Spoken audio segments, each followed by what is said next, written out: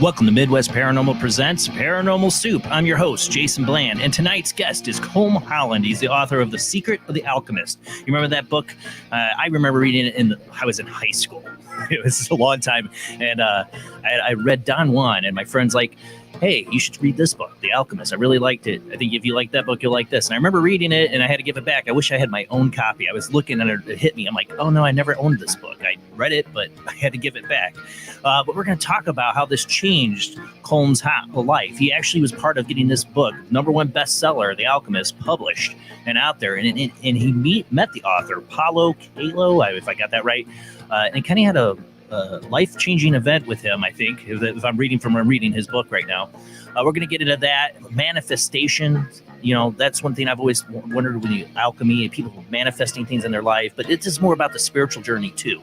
The completion of the soul. That's what I kind of got from what I'm reading Colm's book here. So we're going to get into that. And of course, we have the World Wide Web of Weird. We've been gone for 2 weeks, and so there's a lot of weird to get to. And I know you guys have been waiting.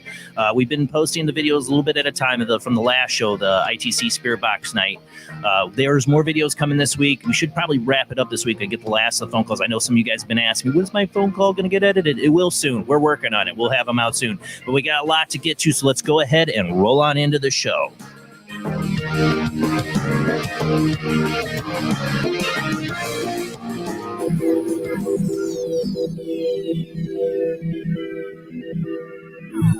Welcome to another night of Paranormal Soup. As I said before, I'm your host, Jason Bland. Tonight's guest is Colm Holland. Actually, I need to make sure he is working here, and I got to add Jamie back to the stream. Let me get that right. And then I need to add Colm. Let's make sure we didn't get to do a sound check. How you doing tonight, Colm? I want to make sure you're working. Hi, Jason. Can you hear me okay? I hear you just fine. You sound loud and clear. All right. Hang in with us, Colm. I'll get to you in a second. I want to make sure I got Jamie because I had to bring Jamie back on. You working all right, Jamie? Hello. I hear you. All right. Just I saw you pop up. I'm like, oh no, gotta make sure I got Jamie. This is my lovely co-host, Jamie Colm. Jamie. Nice to meet you. Hi. And my lovely co-host from St. Augustine, Florida, Rob himself. How you doing tonight, Rob? Doing wonderful. How's everybody else doing this evening? Doing good. I had a week vacation. I took a time off from the show for one week we missed because it was my 17-year wedding anniversary. And I had a nice little week with the family and all that, and tried to get some videos edited from the last ITC show. And there's more. I promise we were going to get those out. But I know people are anxiously waiting for their videos to get edited. We're working on it this week. The rest of them should be out. But tonight, our guest is Colm. How you doing, Colm? Are you all the way in Australia? No, I'm in London, in the UK. Okay, because I remember I've been reading your book, The Secret of the Alchemist. And I'm like, oh, is he in Australia? So either way, you're across the pond, and it's early morning. So thank you for joining us tonight. What we do is every Sunday night we do a segment called the World Wide Web of Weird before we start your interview. You are welcome to join us on anything we talk about here. It's always weird news, and interject anytime you want. I love getting other people's perspective across the world on these weird stories. So speaking of that, let's go ahead and roll into the World Wide Web of Weird.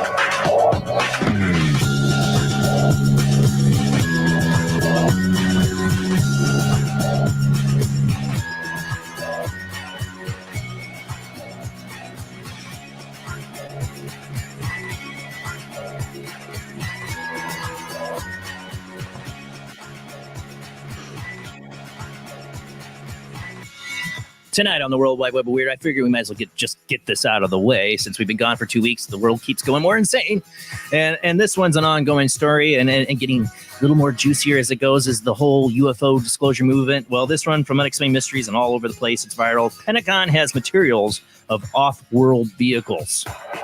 Yes, off-world, not of this earth. For those listening on our Paranormal Soup radio network, we are a webcast. We show videos, pictures. You can watch us on YouTube and Facebook. Please subscribe, follow, share with your friends, and thank you to everybody who does share the show out. But first off, in the World Wide Web of Weird, like I said, is Pentagon has materials of off-world vehicles.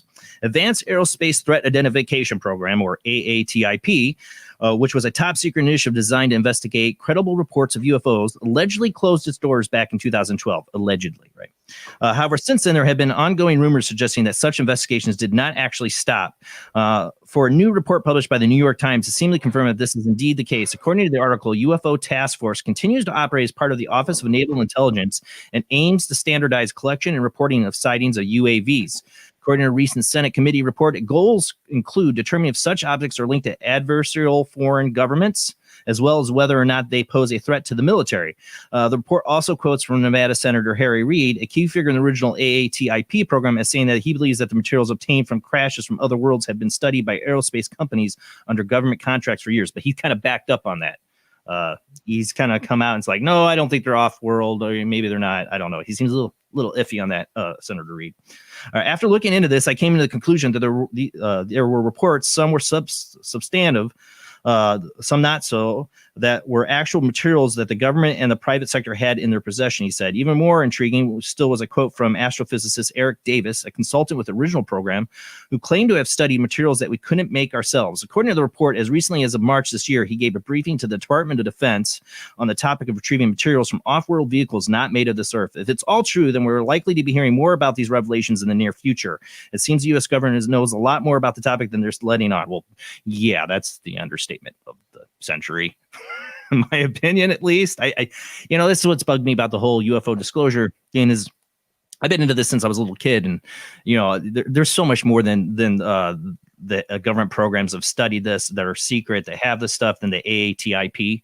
I think there's forces in our government, key political players, that aren't privy to the information of UFOs, and they would like to be, because knowledge is power.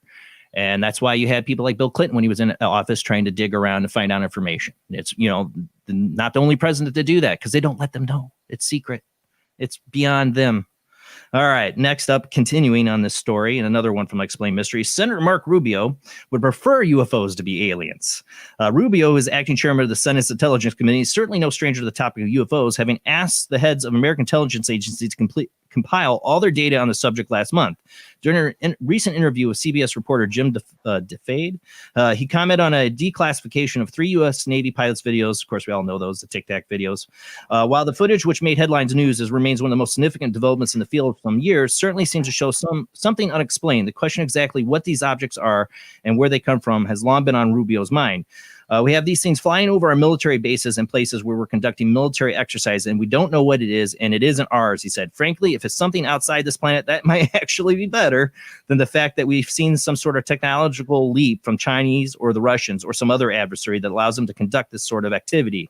That, to me, is a national security risk, and one we should be looking into. This is what's so perplexing to me, is that they're saying this now, but there's so much evidence over the last 60, 70 years of these UFOs and the military shutting down nuclear weapons at a facility, turning them on in Russia.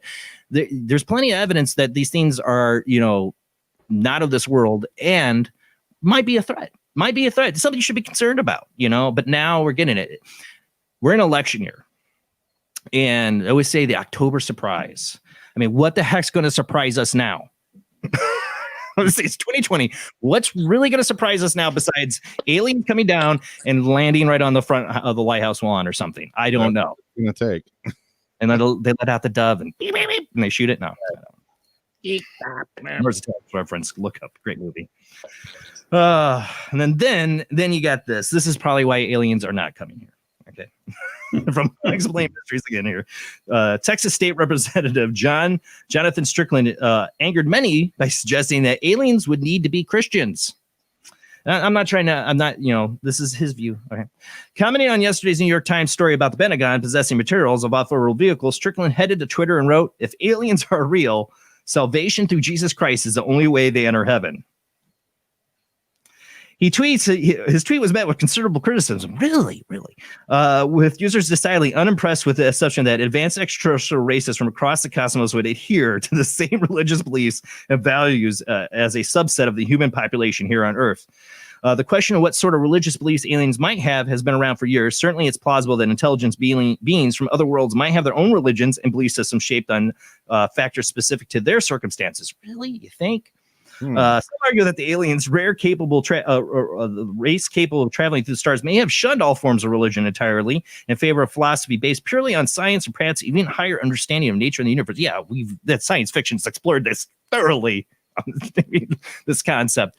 I mean, I was quoting South Park before the show. I will do it here on the show. There's a good one where, what is it, Pat Robertson and they get funds from people to build a spaceship when they discover there's alien life out there to go to the aliens and spread the word of Jesus. Go look it up. This is good episode. I mean, if there's aliens, you might. I don't want to offend anybody, but if the aliens land here and all that stuff, and you start preaching Jesus, you might find out they had their hands in a lot of the Bible. I don't know. I'm just saying, it's a possibility. Jesus could be driving the mothership. You never know. Yeah. Well, this is exactly why they've studied, they've said, we can never reveal the truth of the aliens because the religious ramifications. Well, yeah, you're seeing it. I don't know how John Strickland will handle it. Hey, Jason, I hope whatever they believe it includes love your enemies. That right. Would be a good philosophy. Let's hope they're I'll be happy if they're if they're Christians and they nonviolent and Buddhist. I don't care as long as they're not like cannibals and want to eat us or something. Yeah, I don't know. Yeah. Hey, but if that was the case and we had some really mean aliens come, maybe it would make the world get their collective, in order and like work with each other. Reagan said. That's what Reagan dreamed. Yeah, I don't know. It doesn't seem very likely, does it? Right now, 2020 is not a good indicator of us coming together on that situation. Yeah, I think they might be holding off for a while. Yeah. Right. This tweet is a good example of that. I have to say why that probably might not happen. Sorry, Reagan. Okay, let's move on. This is, speaking of UFOs, this is from Unexplained Mysteries again. I go with them because they have really short articles, and I can use it for my segment. UFO over Northern Ireland sparks intrigue. The unidentified object, which appeared as a gray sphere that moved from north to south against an easterly wind, was picked up on camera by a witness in County Down on July 8th. Since then, the Northern Ireland UFO Society has been investigating the sighting. Now, the Met Office, the UK's National Weather Service, has spoken out on the matter by seemingly ruling out the possibility that the mysterious object was a weather balloon. While a balloon had been launched on the same day, it would have to be too far away at too high of an altitude to see at the sighting. The weather balloon that uses the Castor Bay are almost all off-white in color and spherical, with very small white instrument packages suspended far below. The object in this video is too unclear to identify, but we doubt a phone camera could see such a relatively small object at such a great distance and height. I thought I saw something in my yard on my vacation. Remember, a great day out in the pool and all that. All families in the pool. I'm sitting out relaxing. I see this white ball way up there, just go way fast. I watch planes all the time. And this was going way faster than any of the planes I ever see in that altitude go. And it just went across the sky, way up there. And I'm like trying to get it with my camera on my phone. It wasn't happening. Well, this person did. So go ahead and play the video. And I do a zoom of it too. We all know it was a weather balloon in Roswell, right? Yeah.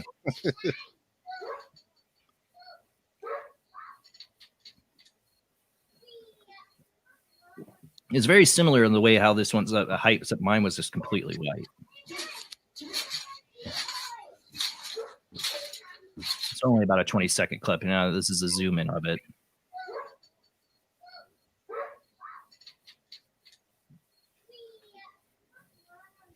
I mean, possibly it could be a plane, but it doesn't look like it.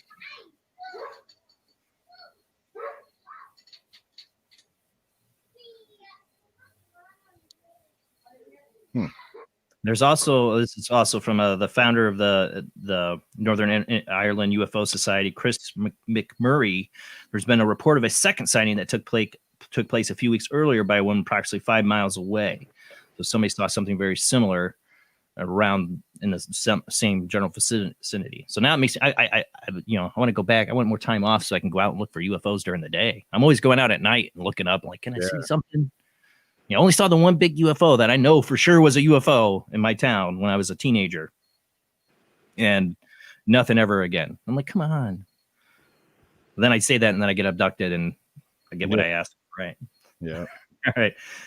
On to more weird UFO stuff. I think this is from the Sun, or Daily Star.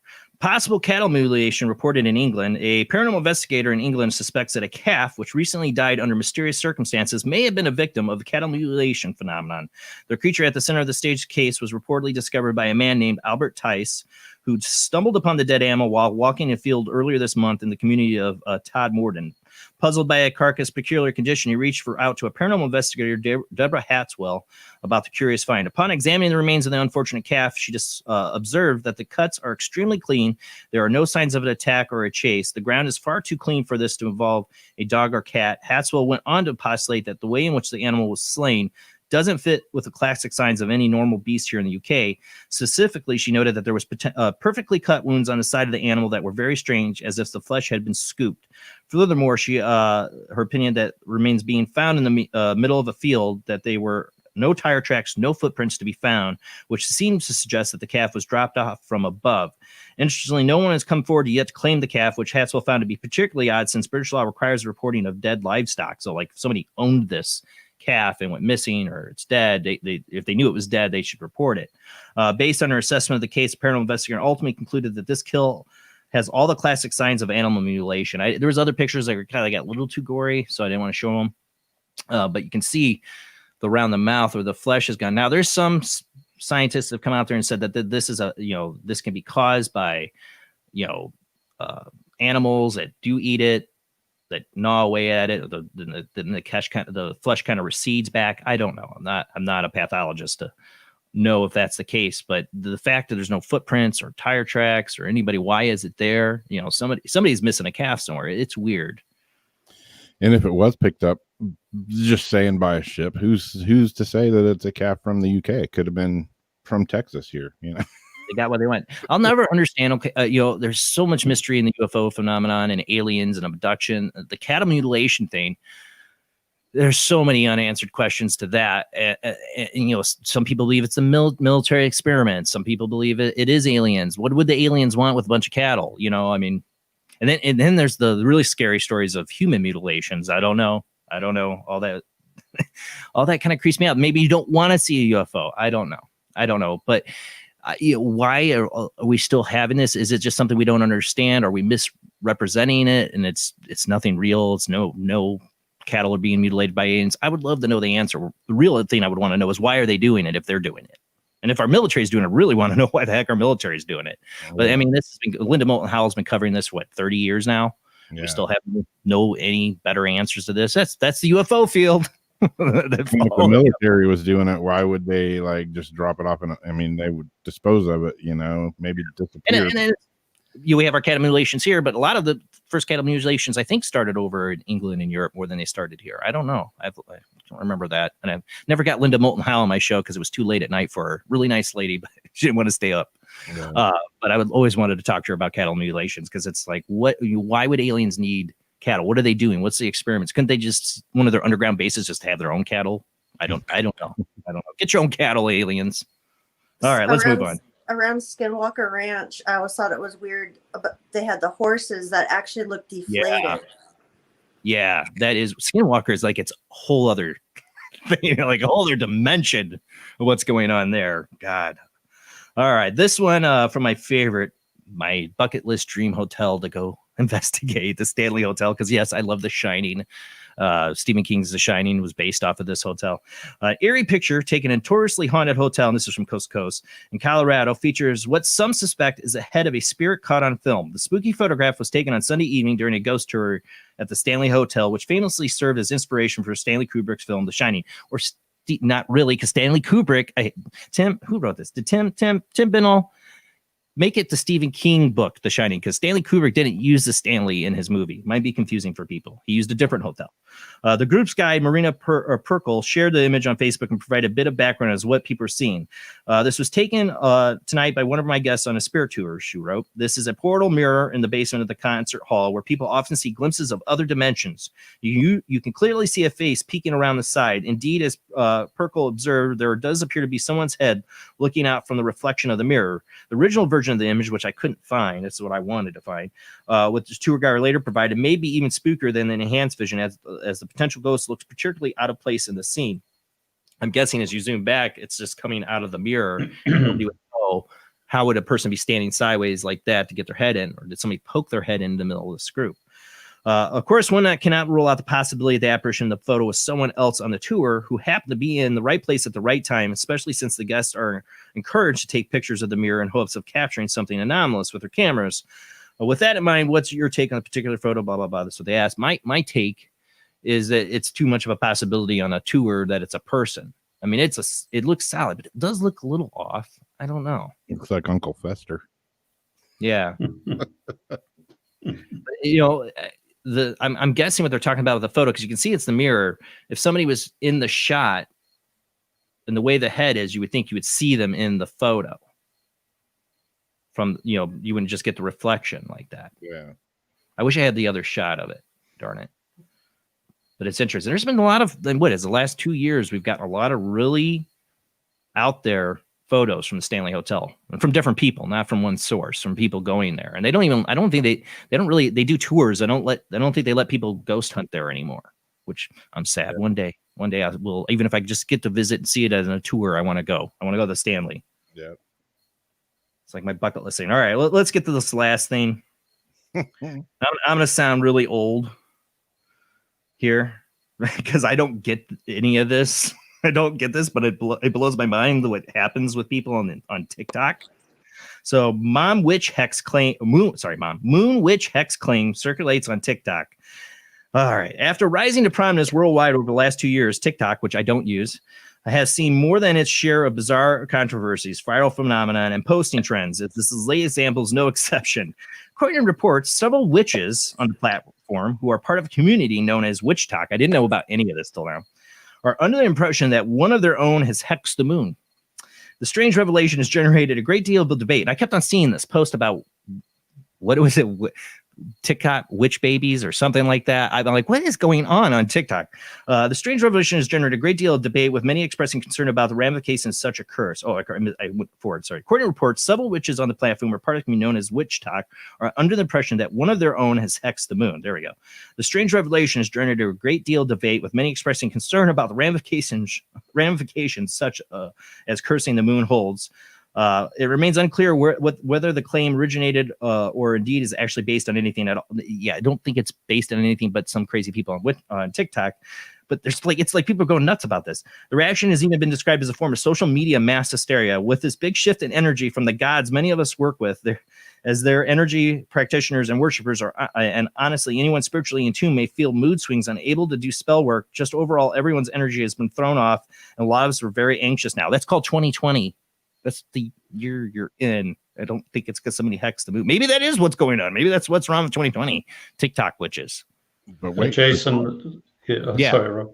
Yeah, hey, Jason. It's really early in the morning here, so the sun hasn't come up, but there is a very beautiful, bright, big moon right outside my window here, and I live in Glastonbury, which is one of the and it's looking really healthy and looks like it's taking care of itself. Yeah, that's what I thought. Yeah, I think it's doing just fine actually at the moment. These people I actually thought last night it looked brighter than normal.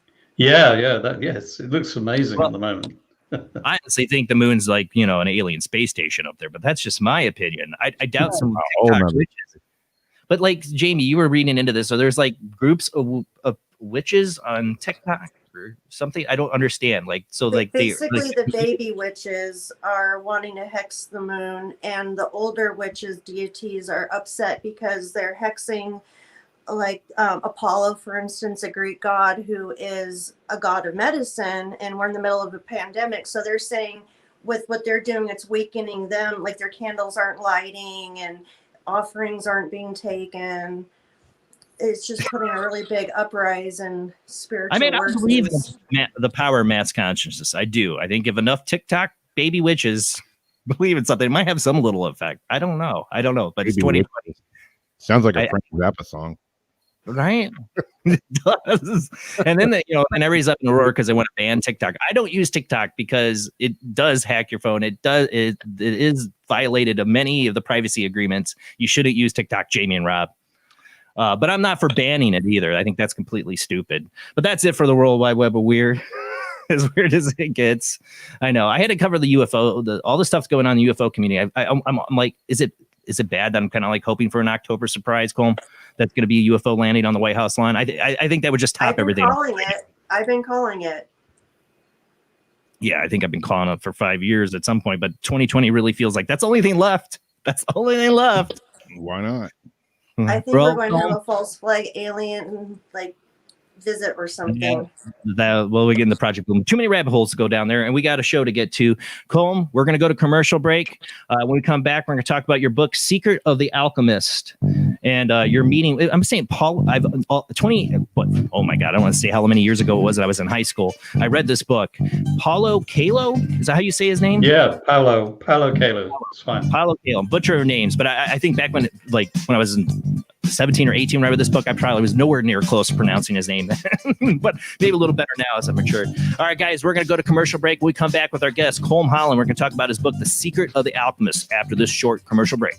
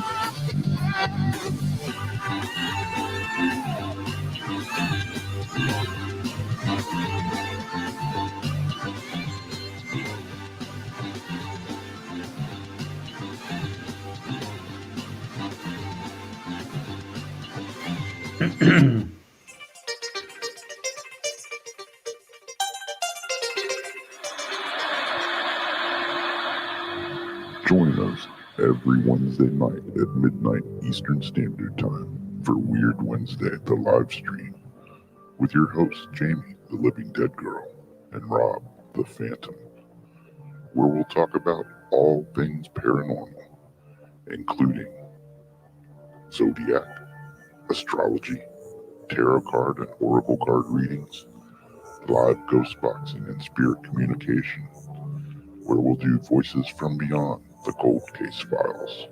So we hope you join us live on Facebook and YouTube every Wednesday night at midnight Eastern Standard Time. We hope to see you there. Bye-bye.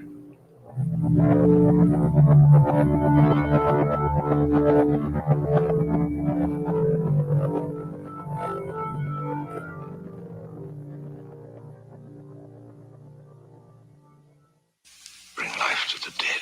Bring life to the dead. Bring life to the dead. Bring life to the dead. Bring life to the dead. Enter the occult world of necromancy. You were brought here for one purpose: necromancy. A ceremony dating back to the pre-Christian era. It's the art of reviving the dead. It requires involvement with evil spirits by the person performing the act. The devil god brings life to the dead. No, please. No, please. And death to the living. Necromancy, starring Orson Welles and Pamela Franklin. From Cinerama releasing. In color, rated PG, parental guidance suggested.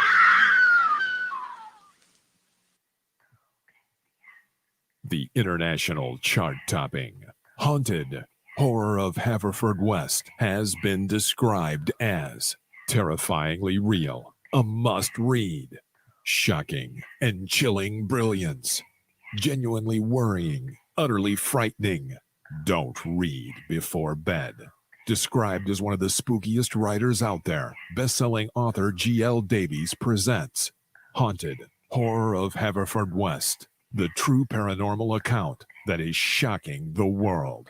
Dare you enter? Dare you read? Haunted, Horror of Haverfordwest is available on Amazon, Barnes & Noble, Kindle, and wherever books are sold. Pray you never have to live there. He is conducting an experiment into the combined effects of sensory deprivation and hallucinatory drugs. The subject of the experiment is himself, and the experiment is out of control. Ken Russell's Altered States, a film that must not be missed, is in the West End now. Altered States, Certificate X.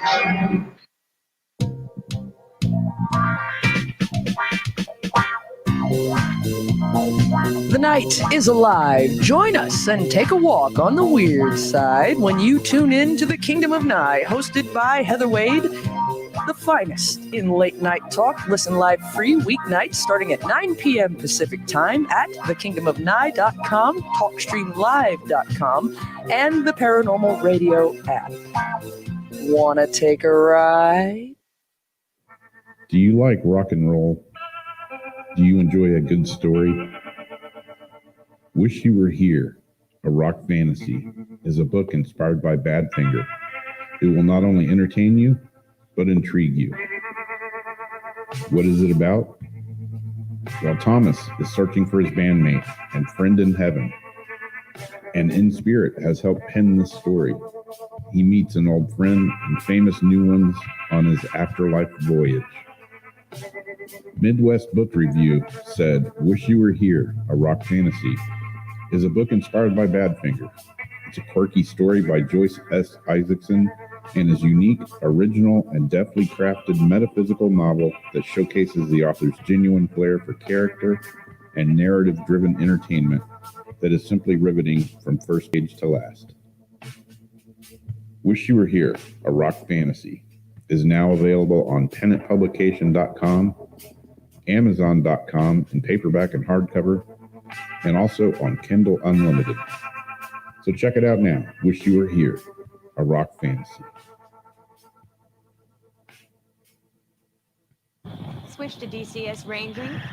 240, nominal to profile. We're in the pipe. 5 by 5.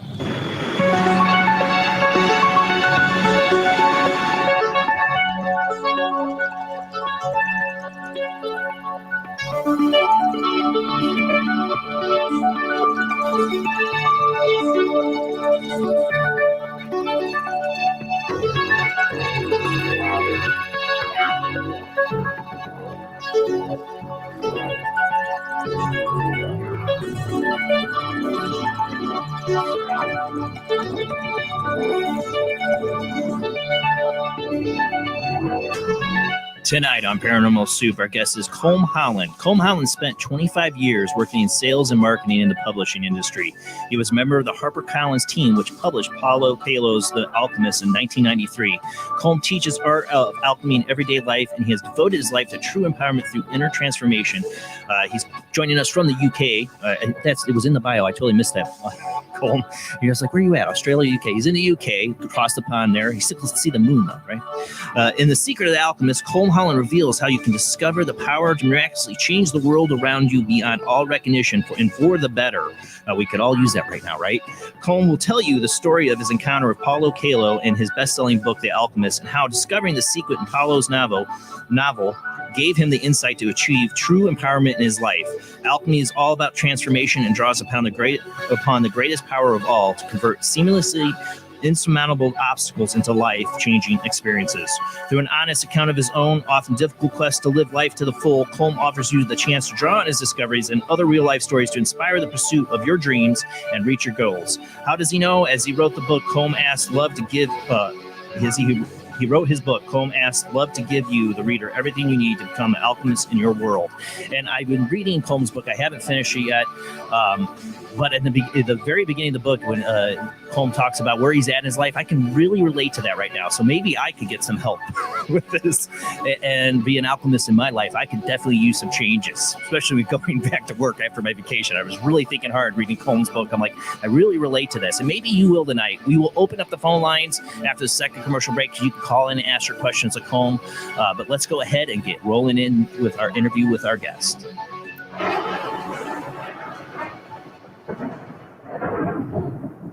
Here I am, I'm slipping all over my words. This is what happens when I take 2 weeks off. I'm totally out of practice. Welcome to the show, Colm. Thanks for joining us. Oh, well, hold on. I got to unmute you. Sorry. That's why I always have the guests do it. There you go. Now you're unmuted. Hi, Jason. I hope you enjoyed your break, and I hope reading my book was a relaxing experience. It is in a sense, but it wasn't, because I was, like I said, I was really kind of relating to you when you were having your kind of like moment of like, I don't care for my job kind of deal. I'm like, I really relate to this right now, because that's kind of where I'm at, Colm. I really do. And you have changing experience, you know, not just one instance, but over the years, they kind of started with this book. Yeah, so we've got to turn the clock back a little bit. 1993, maybe before some people listening right now were born, but those of us that were around then, we'd never heard of this guy, this author, Paulo Coelho. I know that's really hard to imagine. He had written in Brazil, in the Portuguese language, and the book had done really quite well. At the time, I was 40 years old. And I was in that midlife career situation. I'm 41. I was working, I was Harper Collins Publishers, which is owned by somebody who owns most of the media around the world. And I was in that sort of place where I was doing okay, but I was really dissatisfied. I really didn't feel personally fulfilled, and I was actually getting really frustrated. But I was lucky, because one of the aspects of my job was that it was my job to decide how many copies of a book that was published by our company in other parts of the world, like San Francisco, for example. It was my job to decide how many of those copies of that book we should publish in Australia, which is where I was living at the time, in Sydney. And one Friday afternoon before email, 1993, a pile of manuscripts landed on my desk late on a Friday afternoon. And in that pile of manuscripts was a book called The Alchemist by a guy I'd never heard of, called Paulo Coelho, which, by the way, in Portuguese means Paul White.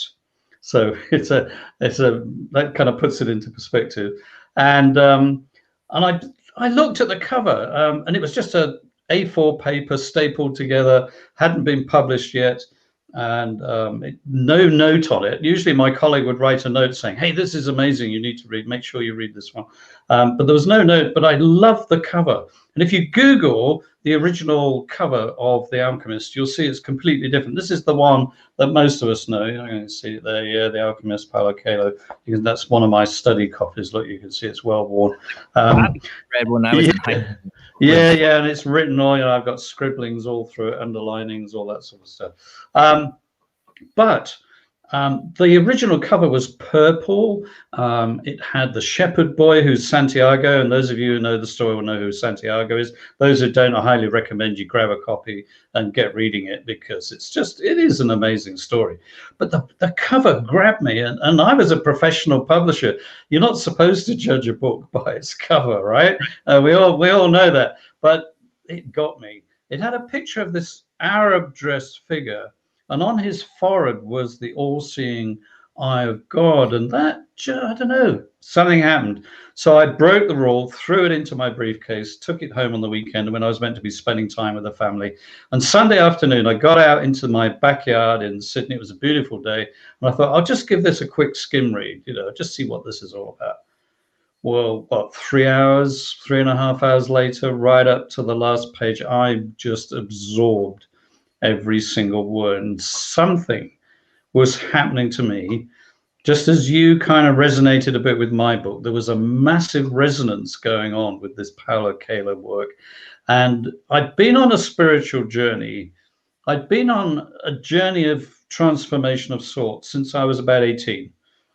And here I was at 40 years old, and I reached the point where I kind of decided, you know what, I think I've kind of had enough of this.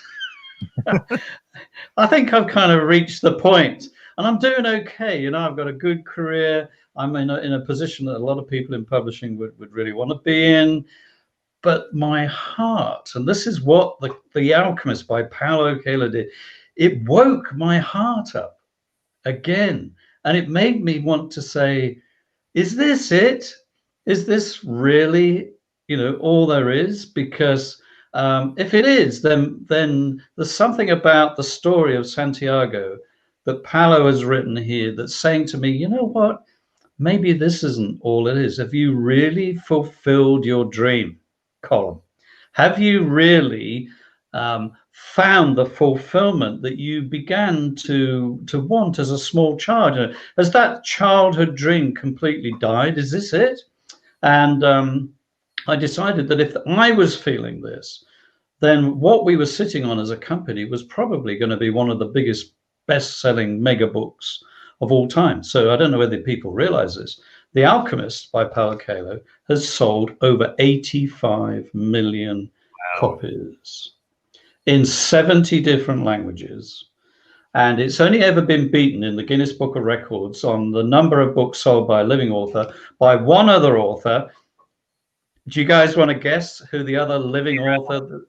Sorry? J.K. Rowling? Yeah. Oh, yeah. Did you read that? Did I say that in my? Oh, okay. No, you're right. No, Harry Potter.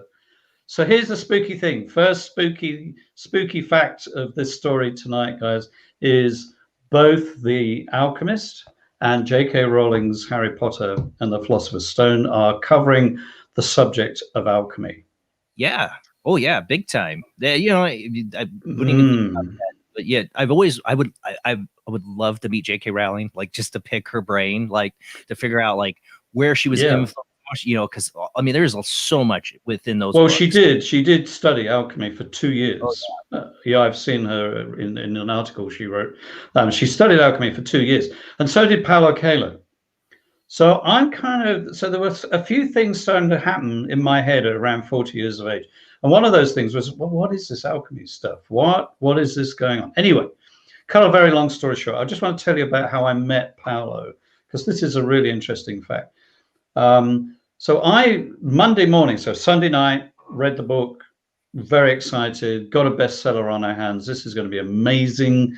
And I rang my colleague in San Francisco, got him out of bed on Monday, and I said, listen, Greg, have you seen this book, The Alchemist? He said, well, I sent it to you. And I said, yeah, but he said, how many copies do you want in Australia? Normally I'd maybe order 2,000 of an unknown author or something. And I said, look, I want 20,000. And I don't want hardcover. I want to go straight to paperback, because this is just going to be huge, man. I'm serious. This is going to be mega. And he said, are you drunk? Are you serious? We're going out of business. I can't print you 20,000. It's hard to make somebody to take that kind of chance on any book. He said, well, you're normally Mr. Conservative, like I really was. Like my head would roll if I overestimated, but I was way out there. I was just going for it. And I said, look, we'll sell out of that. Globally, we need to print 200,000 a minimum, because we're going to need more than that. Well, 85 million we ended up selling. But anyway, here's the thing. Paulo heard about this conversation. Word got back. Greg must have said something to the editor. And of course, it was all big news. And we invited Paulo to come to Australia, and he spoke in English at his first English language writers festival in Australia. And when he finished speaking, the queue, and nobody had ever heard of him before, the queue for people wanting him to sign the book went out of the door of the building and all the way round the block in Adelaide. Now, writers' festivals are notorious. You know, if you get 20 people in a queue, you've done really well. This must have been at least 200 people, 300 people queuing for an unknown author. So again, I'm kind of thinking, yeah, alchemy. What's going on here? What's Paulo got that I don't know about? anyway, he said, look, I want to come via Sydney and I want to meet you, Colm, and I want to thank you I want to take you out for a meal and your wife. And I mean, authors don't normally do this stuff, guys. I mean, I worked in publishing for a long time. And even the most famous authors kind of say, well, thanks, but, that's about it. But no, he wanted to take us out, and he took my publicity manager out with us. There was just the 6 of us. And we went to this restaurant. Halfway through, he turned to my publicity manager and he said, Naomi, look, you've done a fantastic job of, love what you've done. You've been so kind to us. I want to give you a gift. And he put his hand in his pocket and he pulled out this little jewelry box. And she opened it, and inside was this little diamond dress ring worth a couple of $1,000. And she's like, oh my goodness. And she was crying. We all clapped, and then, it was great. I mean, she does an amazing job. And then he looked at me and he said, Colm, he said, I really heard about the conversation you had with Greg in San Francisco, and I really want to give you something to thank you. And I'm thinking, yeah, gold Rolex, maybe. Right? That would be ring. I'm waiting. That's what I'd be like. Look, I still don't have it. A gold Rolex, that would go down like soup. I mean, that just is an indicator of how shallow I was at the time. Here's a guy who's written this amazing. That. Sorry, you can't help but think I'm human. Yeah, I'm human. I'm vain. I'm shallow. I'm materialistic. I mean, listen. He looked at me and he said, so I asked God what I should give you. And I'm thinking, okay, well, a really expensive gold Rolex then in that case. And no, he said, I asked God what I should give you. And God told me that I should spend a day of my time doing my alchemy magic just for you. I was speechless. I mean, nobody in my entire life, and I've been around a while, had ever said anything like this or done anything like this for me. And they said, so I did. And what I want to tell you is that I worked with the universe so that whatever you want will come to pass in your life. You just need to decide what you want. I was speechless, and that was it. He said, well, we've got to get a plane tomorrow. I've got to get back to Brazil. Lovely to meet you. Thank you so much for all your enthusiasm, for having the vision for my book. And bang, he was gone. And I'm driving home on the freeway late that evening, and I'm looking at my wife and I'm saying, well, what did you think of that? A gold Rolex would have been nice, but I've got this this magic thing, I told God to give her, yeah. jewelry. Well, I feel kind of jet. Yeah. So, thanks God, this is great. And she said, look, it really doesn't matter what I think, does it? It's what you think that matters. Well, I guess you're all kind of wondering what happened next. I'll tell you what happened next. The dissatisfaction within myself about the course and direction of my life, it got worse. It didn't get better. My heart was kind of going, I am so bored, Colm, come on, man. Let's get out there. Let's do the things you always wanted to do. And one of the things I really wanted to do was to set up my own business. And I didn't want to be sat in the middle of the sandwich for the rest of my life. I wanted to be out there creating something of my own. And the dissatisfaction with ideas got worse and worse. And then something really strange. And this is the beginning of the spooky story of my life. Stuff began to happen. I'm not kidding you. If synchronicity, omens, but just stuff. So the 2 guys who were my superiors in the business at Harper Collins both got promoted to other companies. They got better jobs. They got more pay. They left the business. And weirdly, I was the one out of several people that got promoted up. So I was kind of head of stuff, running things. But even though I got that promotion, my heart was getting worse. My heart was saying, I don't want to be doing this. Seriously, can we move on? Can we get out of here? So I left. I finally, one day, I plucked the courage up to risk my family's future, my entire income, my reputation, I found the courage, and I'd never known that courage before. So that's, another amazing change in my life. And I went out and I started a digital agency. It was in the early days of the internet, 1997. And within 2 years, I and my business partners, we had the largest digital agency in Australia. I had 85 staff. We ran the 2000 Olympics website. We ran Channel 7 TV's website. We ran Telstra, who is the big telco in Australia's website. We ran Toyota's Southeast Asian digital business. So I remember going into the bathroom one day when I was at the middle of this amazing, amazing career blast. And I looked at myself in the mirror and I said, Colm, how on earth did you get to this point? Have you thought about this, man? Are you serious? Look, you were just this little middle manager, in a little office on his own, being, really going out of his brain. And I remembered it was that night. It was that night with Paulo Coelho. So that awakening was really the beginning of the story of my book, which is called The Secret of the Alchemist, because I then devoted my life, because I wanted to know, what is it that this Paulo Coelho guy's got? What is this magic?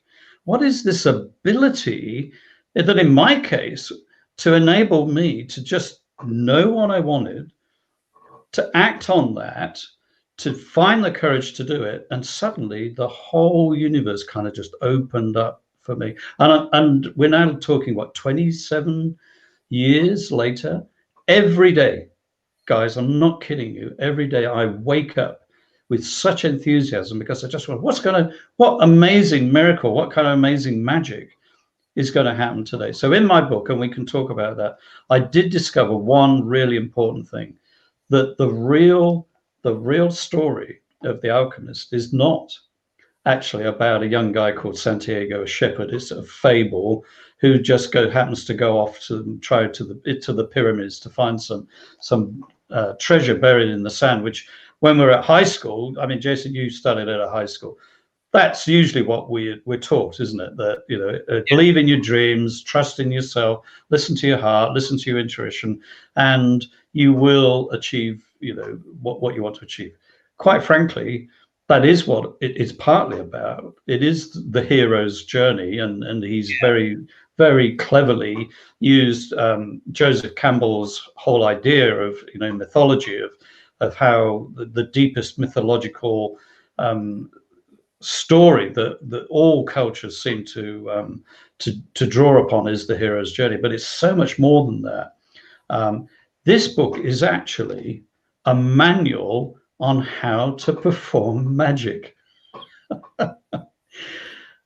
Go get that. So high schools in America, kids are being taught how to do magic. But the great thing, the amazing thing about alchemy is that it's hidden. It's hiding behind. It's hidden in the story. It's hidden in the story. Yeah. And this is so I decided I was going to find out what this alchemy stuff is all about. And in my book, I give a brief history of where it came from and how it moved. And if you would like, I can just tell you just a little bit, because it goes back to the Egyptians. It goes back to a lot of the alien stuff that lots of people are talking about that happened in Egypt 5,000, 6,000 years ago around the area of the pyramids. Watch out, you're in trouble like Elon Musk just did. Watch out. I don't know if you saw that. He tweeted that aliens built the pyramids, and now he's got the whole Egyptology society like telling them, you need to come to Egypt right now and apologize. Yeah. Okay. Yes. There was a documentary last night. I watched the film. I thought it was a bit late, so I'll catch up on it.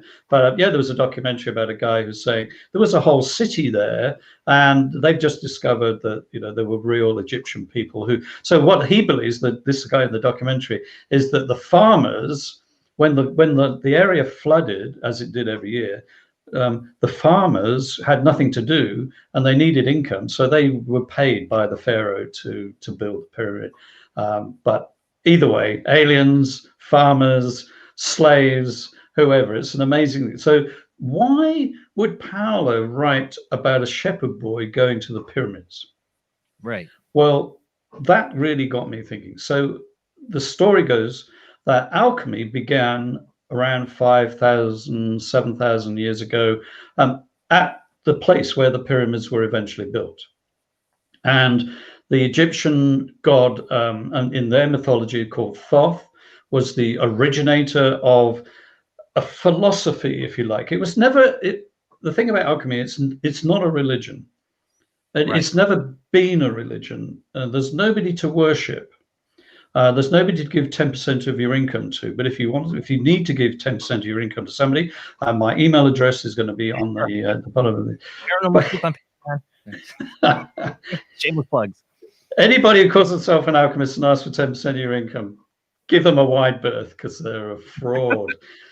The whole thing about alchemy is that it is a very, very common individual characteristic and possibility that we can all enter into and benefit from and use in our daily life. And that's what the ancient alchemists who were in the area of Egypt believed. And there are three key things that if you don't remember anything else about alchemy, let me just continue this. First of all, thank you. Somebody just put on a comment there that Thoth wrote this thing called the Emerald Tablet.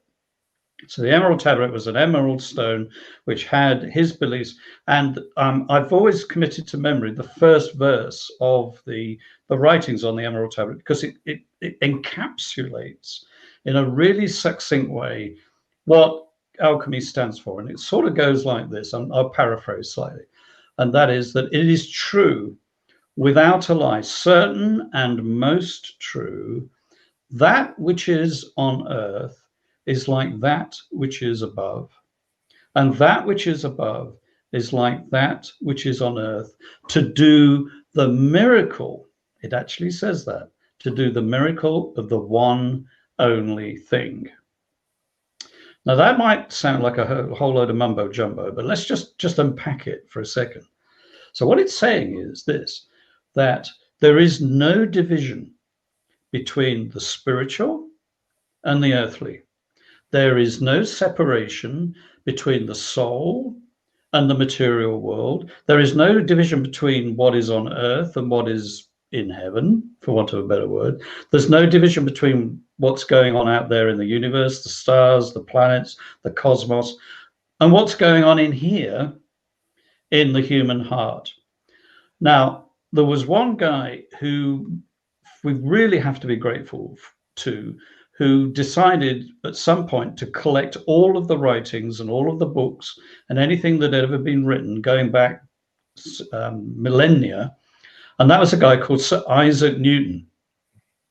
Now, Sir Isaac Newton was the British scientist who sat under the tree and an apple fell on his head and he, whoa, gravity. Yeah, that one. He was an alchemist. And he decided to collect the books, and you can go and see them. They're in Cambridge University. There's a library in Cambridge where you can actually go and see these books. Otherwise, I think if he hadn't done that, maybe somebody else would have done it, but he did it. We would have had no better idea. What we discovered from those books is that alchemy branched out across the planet in lots of different areas. There was a Chinese version, there was an Indian version, there was a European version, but there was also an Arabian version, a Middle Eastern version. And the story for Paulo, let's go back to Paulo just for a second. He decided that there might be something in this alchemy stuff when he was in his 20s, and he decided to study the European branch of alchemy, which is very book driven, and it's spells and it's laboratory and it's Bunsen burners, it's crucibles, it's trying to melt stuff down. Because they believe, alchemists believe, that the ability of the alchemist was to transmute stuff, didn't matter what it was, in this case it was lead, into something more precious. Transmutation, they called it.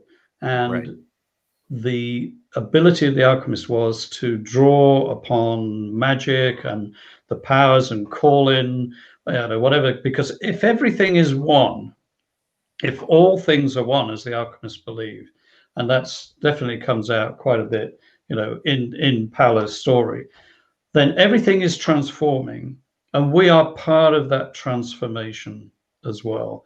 So why not turn lead into gold?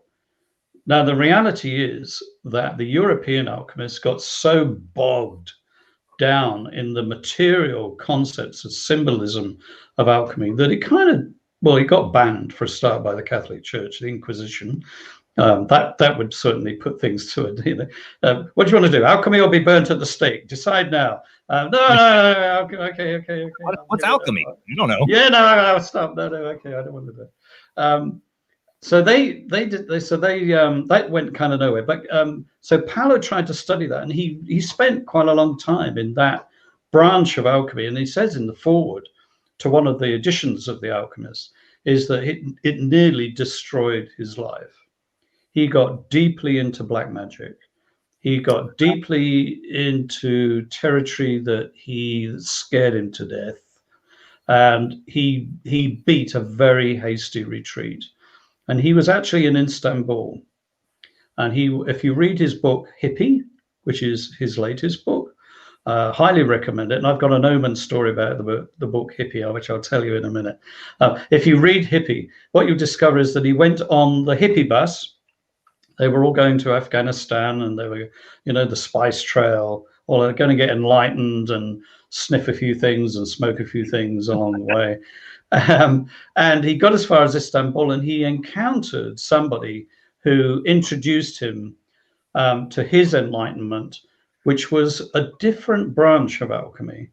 It was the alchemy of the Arabian alchemists, and the Arabian alchemists kind of threw the books away. They said, no, let's forget about books, because if all things are one and the world is one and we're one with the world and we're all one with each other, therefore we should be able to learn from the world. So they actually decided that intuition and looking at the natural world, the world of mineral and vegetable and animal, and learning from that and realizing our role within that was the path of alchemy. And that's why in the story of the alchemist, Santiago leaves being a shepherd. He has a dream. He leaves being a shepherd because of the dream, because the dream says, if you go to North Africa and try and find the pyramids, you'll find your treasure buried there. That, everybody, is an analogy. Of course it is. It's an analogy. If you follow the path of Arabian alchemy, and you do the work, and I'll talk about the work as I have in my book in a moment. If you do the work, then your dreams will become a reality, and then you will discover your true self. Then you will discover your real treasure. And that is actually what the book of The Alchemist is really all about. So in his life, Paulo Coelho decided to become a student of Arabian alchemy. And the story of The Alchemist is really his retelling in a parabolic form, in a fable form, the story of his own journey into the world of Arabian alchemy. When I realized that, and that dawned on me sometime after I was working on this, something really incredible actually happened. I got a phone call in my office when I was still working at Harper Collins, and it was from a guy called Wayne Dyer, Dr. Wayne Dyer. You're erroneous. You're the Dr. Wayne Dyer. You're erroneous. So's Wayne Dyer. Because we used to publish his books, and he'd never rang me. And you can imagine, I said, yeah, hello, who's this? And it's like, oh, it's Dr. Wayne Dyer. And I'm like, oh, let's sit up quick. It's the whoa, okay, it's the doctor. And I said, yeah. He said, is this Colm? I said, yeah. And he said, listen, there's something I need you to do for me. I said, oh, okay, I'll do my best. He said, I need you to perform your alchemy magic that you did for Paulo Coelho's book for my new book in Australia. And I'm going, what magic? What alchemy magic? 20,000 copies. Me? What did I do? I was just doing my job, but he was really adamant about this. And I said, okay. He said, no, look, I'm really serious. The stories got around, and I believe in this stuff. And the book that we were publishing of his at the time was called Real Magic. That was exactly the title of the book. So I'm beginning to think there's something in all this stuff, and so I've studied The Alchemist. And what I have to tell you is I discovered that there is a power, there is a force, and as you can see, I'm a pretty ordinary looking kind of guy, and I've had a pretty, ordinary kind of life. But I tell you, my ordinary life has been so extraordinary that I just couldn't sit on what I discovered any longer. So I just had to write my book. But my book is based on the fact that for years and years, in the 27 years, I've been helping other people to discover this magic that I found in their life as well. And it works. Dozens of people that I've come into contact with, and I tell them my story, and I tell them how I got to the point that I'm at in my life. When they begin to apply it in their lives, all kinds of amazing things begin to happen, Jason. So maybe what I could do is just unpack a little bit of how I got to this point, because it's not that straightforward. There is a little bit of work to do along the way. Sorry about that. I do. A lot of people think that Harry Potter's the way to go. All you need is one. Well, I've got a one. Somebody bought me this as a bit of a joke. What do you think? Can you see that? Those of you that are, so it's got gold dust with a golden heart. If only all we had to do in life is just wave the magic wand around and tap things and make it. But the reality I found is that the magic that you do want to happen, if if only I could just do that, you can manifest that magic if you are prepared to put the effort in. And that's the teaching of alchemy. And alchemy says there are stages, and it's well documented. And if you go through my book, I've documented it thoroughly. And all of these stages are in the story of Santiago. When he leaves his sheep and he goes to North Africa, every one of them is documented in that fable. So let me just unpack, those of you who know that story, let me just use that story to explain. So Santiago has a dream. In the dream, a child comes to him and says, hey, do you know what? If you go to the pyramids, you're going to find this amazing treasure. And every time he has the dream, he starts to, he thinks, okay, yeah, come on, let's go. And off he goes. And before he gets to the treasure, his dream suddenly ends. Right. So that's because there were things blocking the way. That in the fable, what that stands for is there are obstacles that are preventing him from realizing his dream. Now, hands up everybody who's ever been in that position in life. Yeah. Okay. Yeah, there we go. Everybody's hand goes up. There we go. So you've got me. All right, Paulo, you've got me there. We're on this story. So what do we need to do then? So what we need to do is, quite frankly, we have to step out of our comfort zone. Step one, you need to leave the things that you've believed. You need to give up the things that you security for you. You need to stop being like all the other sheep and just eating, sleeping, drinking, going to sleep, sleeping, drinking, eating, and discover the real adventure of life. There is an amazing adventure out there, guys. I'm not kidding you.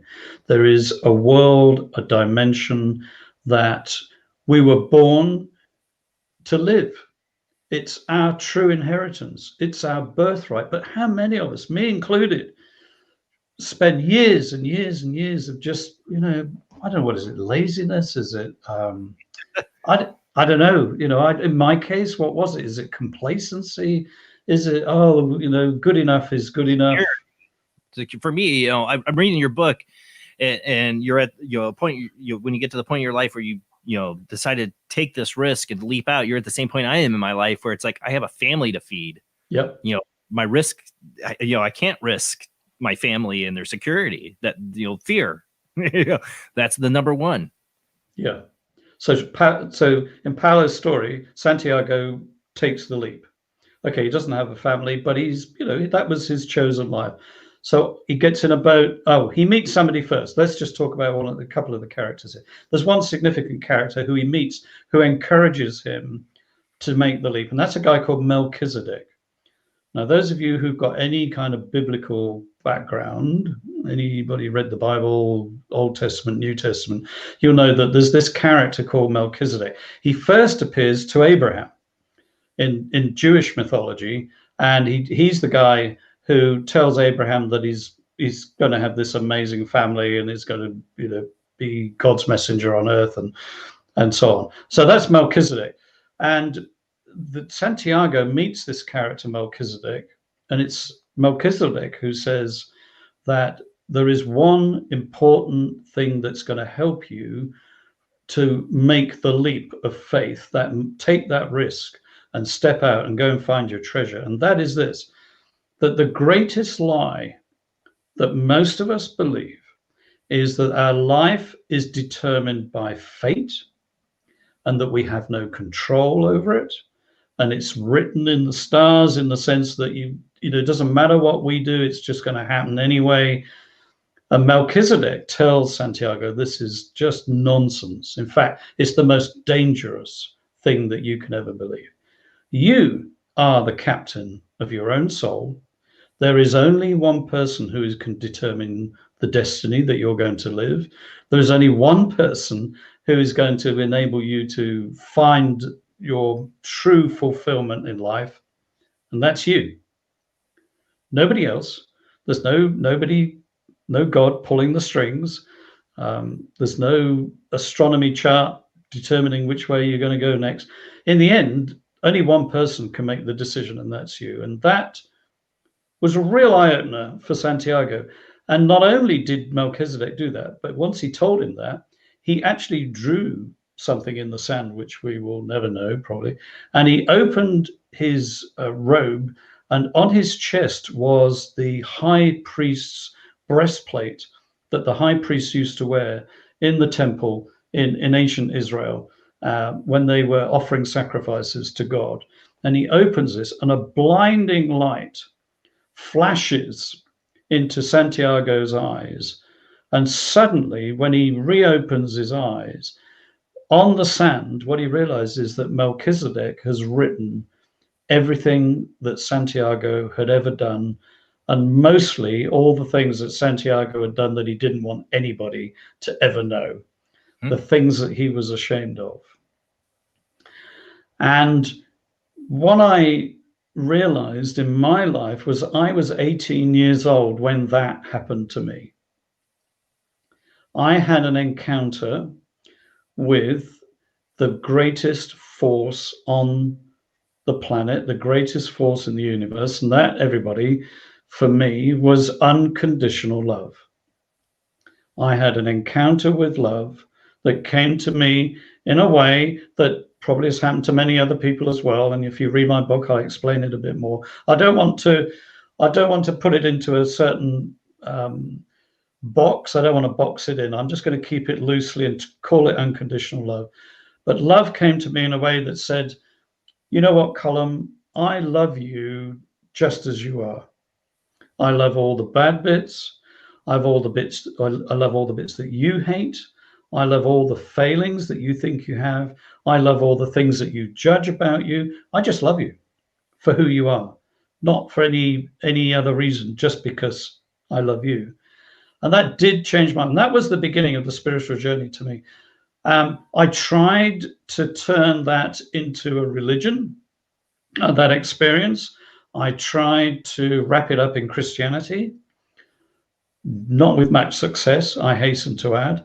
So the experience of love that I discovered, that it happened deep within me, that made me want to, excuse me, be a better person, that made me want to love other people as unconditionally as I just felt I'd been loved. I did struggle to find a mythology, a religion, a structure to kind of put that into. And it wasn't until I had to wait until I was 40 years old and read The Alchemist for me to realize that here was a new mythology for me that I could structure this around. So there may be other people out there who can identify with me to the extent that they've maybe had an experience of love or God or spirit or something, and you struggle to wrap something right. May I suggest And this isn't the fact that this is the only way. There's no such thing as the only way, but one of the ways I think is alchemy. And let me explain why that happened. So when Santiago left Melchizedek, he got in the boat, he went to North Africa. The first thing that happened to him after this amazing risk-taking that he's done is that he loses everything. Gone. Nil. Zilch. He loses all the money that he made from selling his sheep. He's stolen. He's very naive. He's in a strange land, in a strange town. He doesn't know anybody. He doesn't even speak the language. And he is broke. He is at rock bottom in a very short space of time. And I always wondered about that. Why did Paulo put that in the story?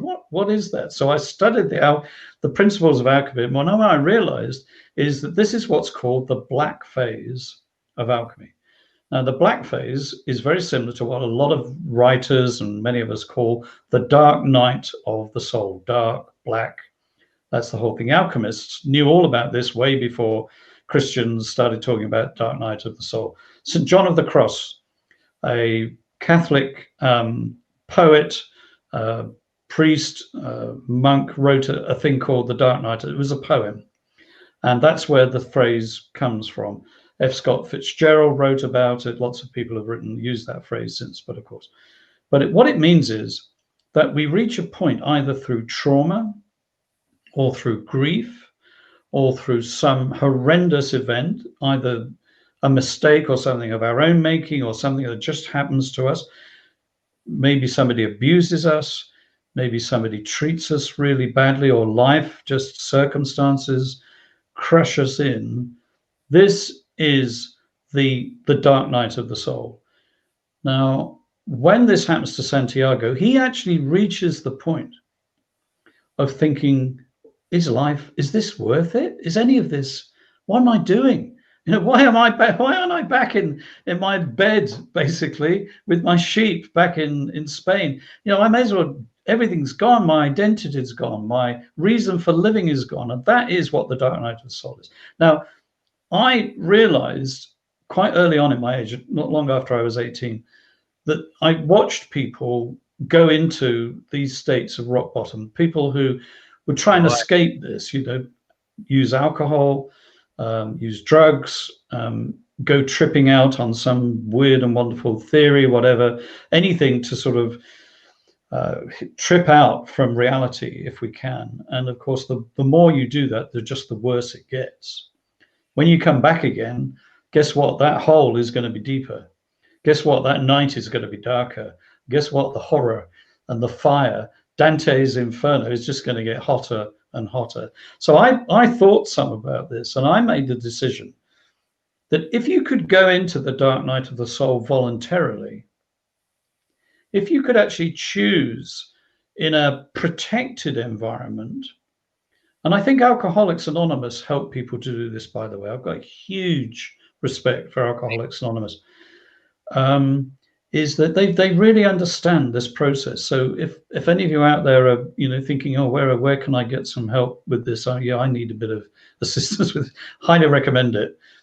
No hesitation. The principle that Dark Night of the Soul teaches is that the ego, the masks that we wear, the many masks that we wear, the pretense, the falsehood that we built our ego around, and that we need to survive, and that ego quite often not only despises things about ourselves, but we despise other people. We project our own self-rejection, we project our own self-judgment onto other people, and we give everybody a pretty hard time.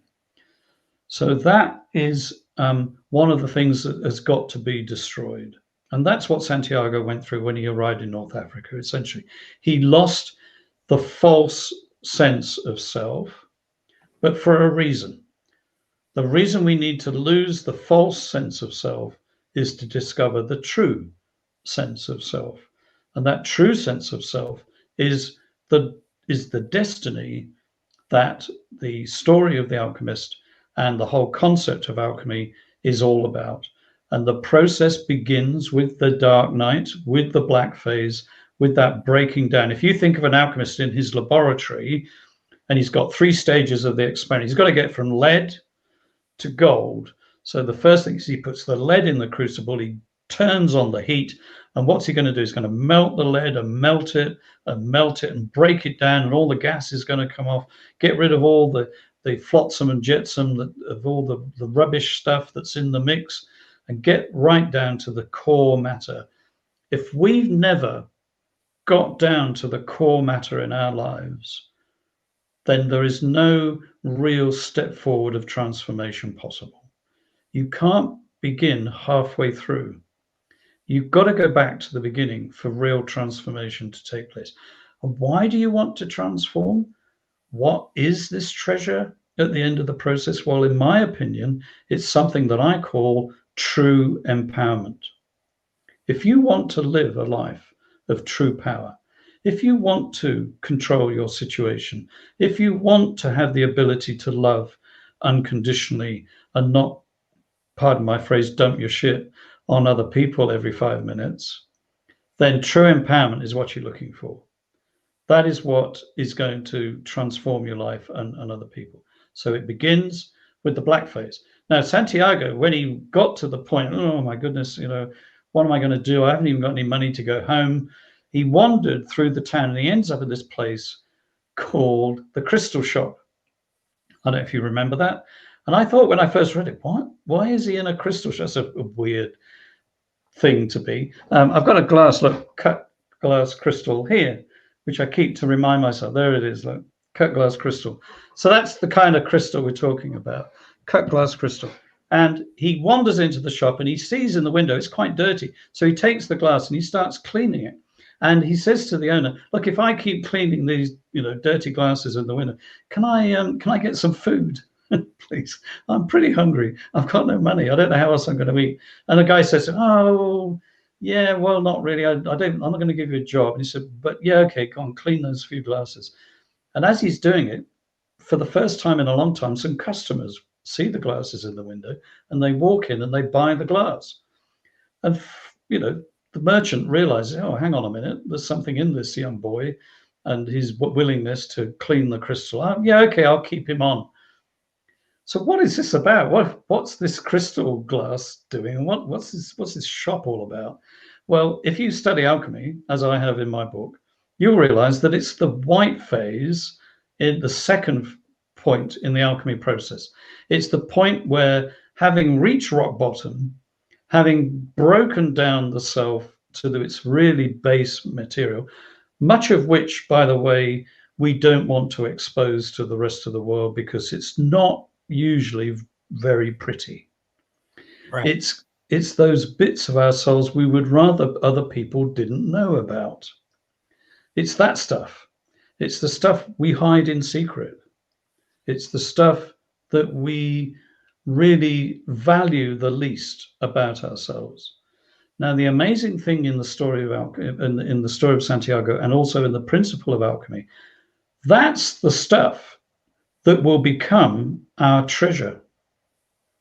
The thing you despise the most about yourself is the thing that will become your greatest valuable possession.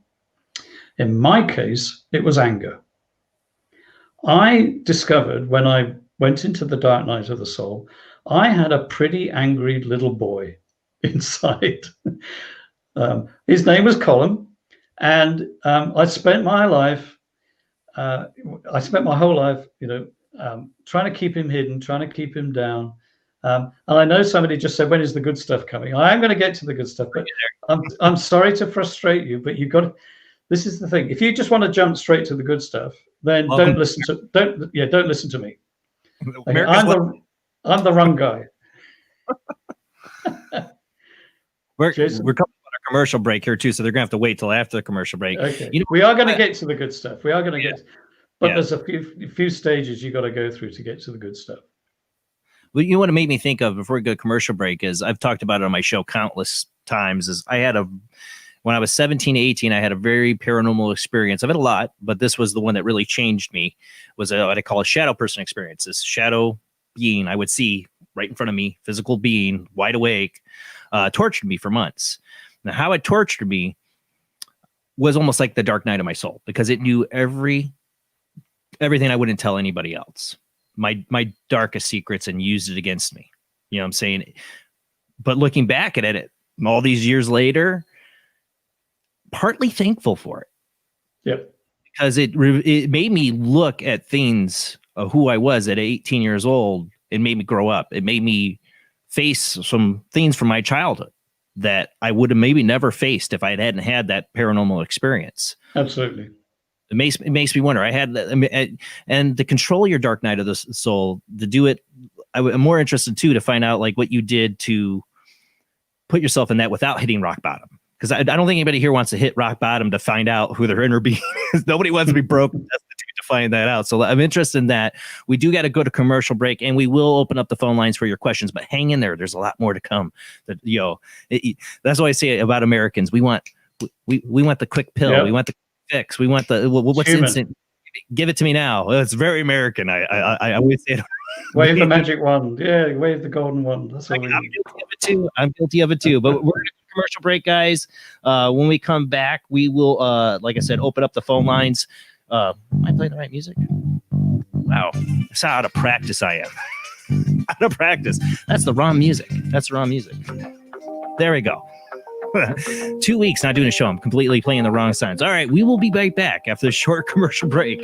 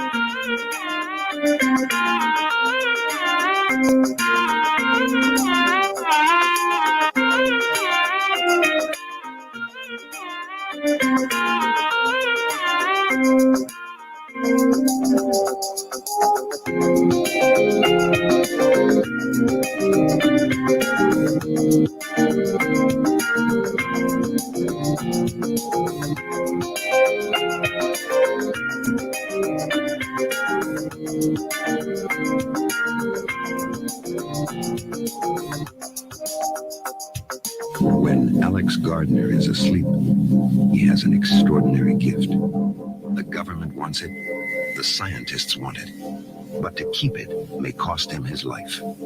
It might be better if Alex didn't sleep at all, but he cannot resist entering the dreamscape. Can you? See Dreamscape in the West End and all over London now. Certificate 15. It takes an extraordinary adventurer to enter the dreamscape. Do you wish for more paranormal and spiritual content? The Paranormal Chronicles magazine is a free digital magazine crammed with the very best in paranormal and spiritual articles and features. No sign-up, no subscription, just free reading and knowledge for you. Read today at www.paranormalchronicles.com/magazine. This is an APAC studio presentation. Hi, I'm Barry, owner-operator of Barry's Barometer Barn. Lately, I bet you've been lying awake at night asking yourself, how many barometers do I really need? Well, at Barry's Barometer Barn, we think you need more than one. Otherwise, we're going to go out of business. Remember, at Barry's Barometer Barn, we don't know the meaning of high-pressure sales. Come on, folks, buy another barometer. I'm trying to put my kids through college. I've got a family to support and a secret mistress who isn't cheap. Visit Barry's Barometer Barn, 000 Storm Drive. Come on, folks, buy a barometer. I'm Barry's older brother, Larry, and every time one of you people walk past the store without coming in, Barry beats me.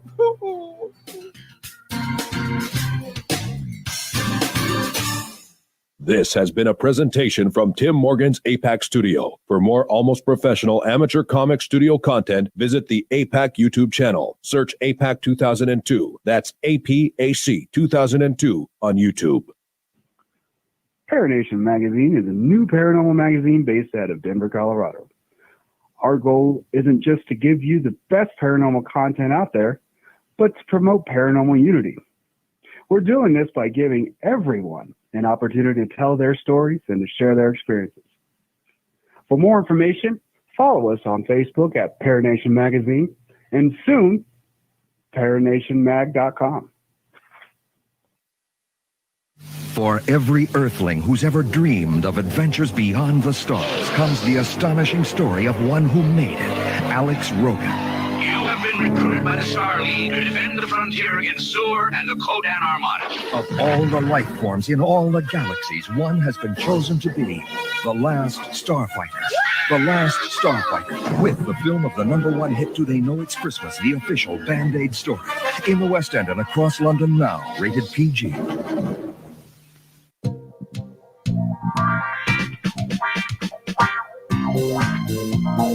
The night is alive. Join us and take a walk on the weird side when you tune in to the Kingdom of Nye, hosted by Heather Wade, the finest in late night talk. Listen live free weeknights starting at 9 p.m. Pacific time at thekingdomofnye.com, talkstreamlive.com, and the Paranormal Radio app. Wanna take a ride?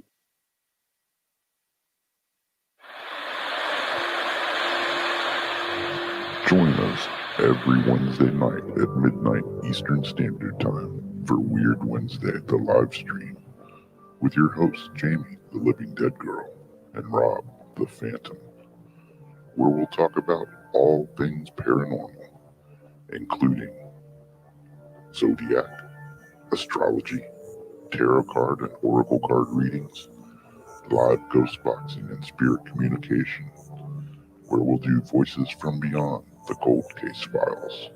So we hope you join us live on Facebook and YouTube every Wednesday night at midnight Eastern Standard Time. We hope to see you there. Bye-bye.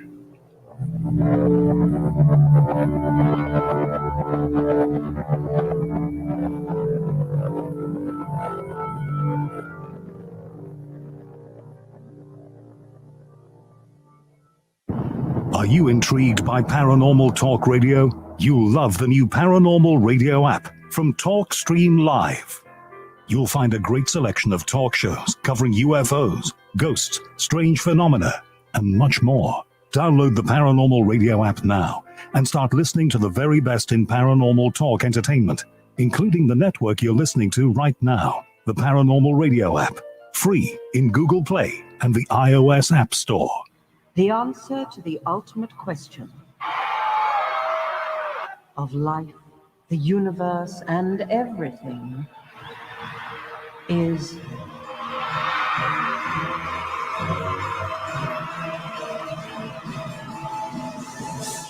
42. 42?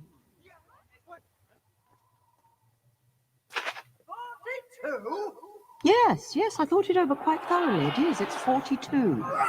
It would have been simpler, of course, to have known what the actual question was. But it was the question. The ultimate question. Of everything. That's not a question. Only when you know the question will you know what the answer means.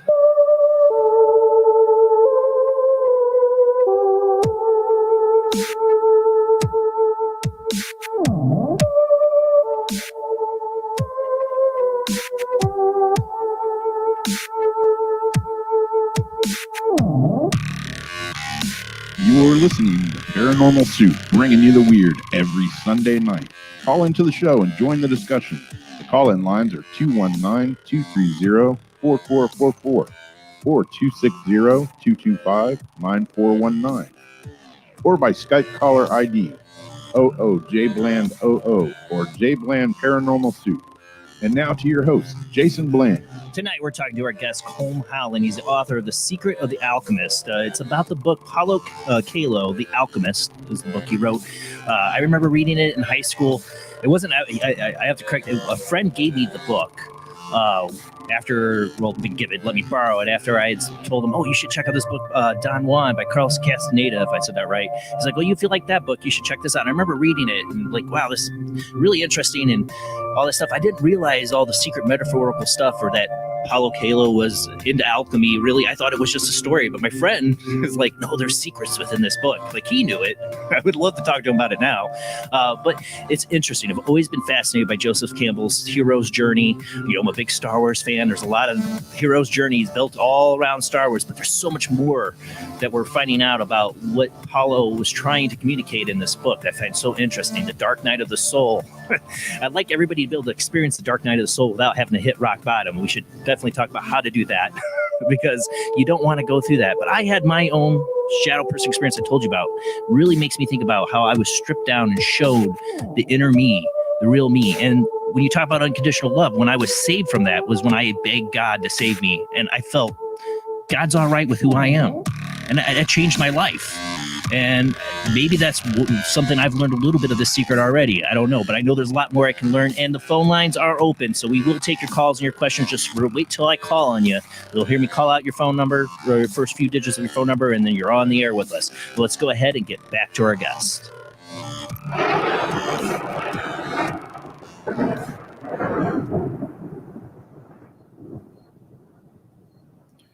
Welcome back to the show, Colm.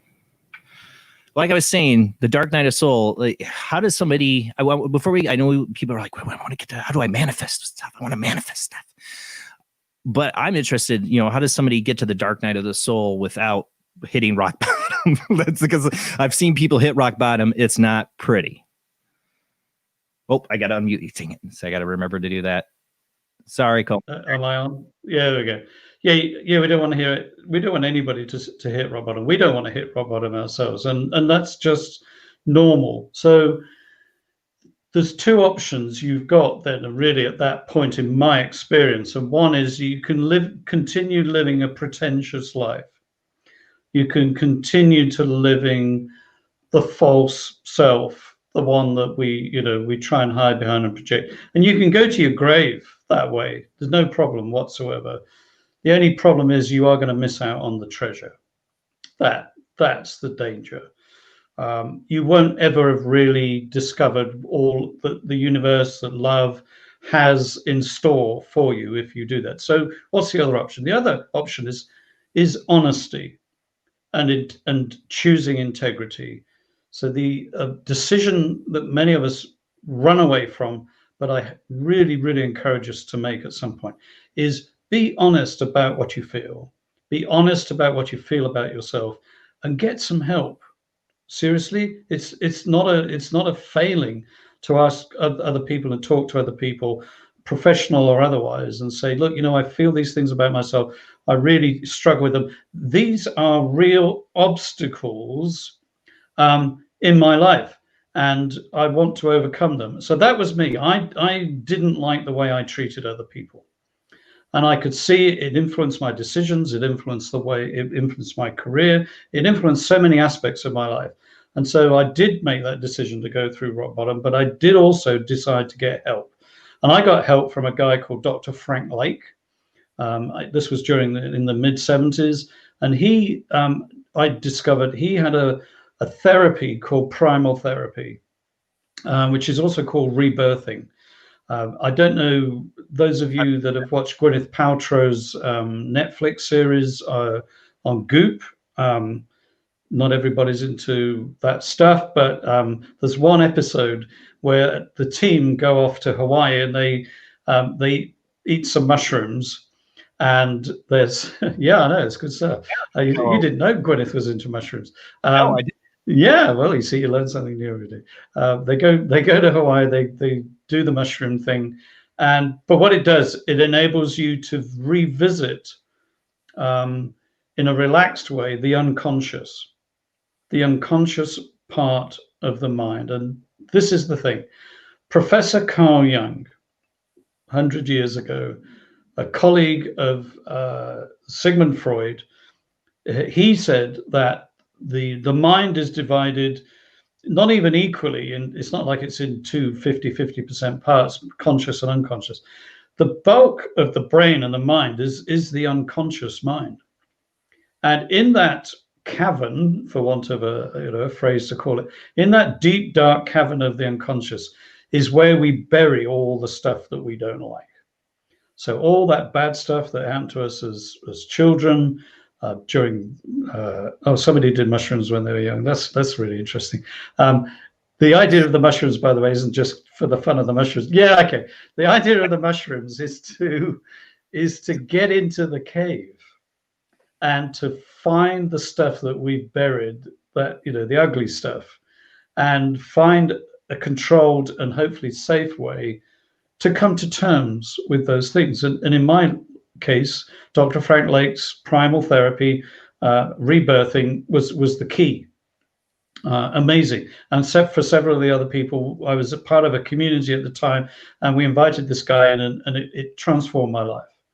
So I would have been in my mid-20s at the time. And what I discovered when I was in what I now call the crystal shop, going back to the, an analogy, the mythology of the alchemist, what Santiago was doing when he was cleaning the glass in the crystal shop is that he's revisiting the unconscious mind.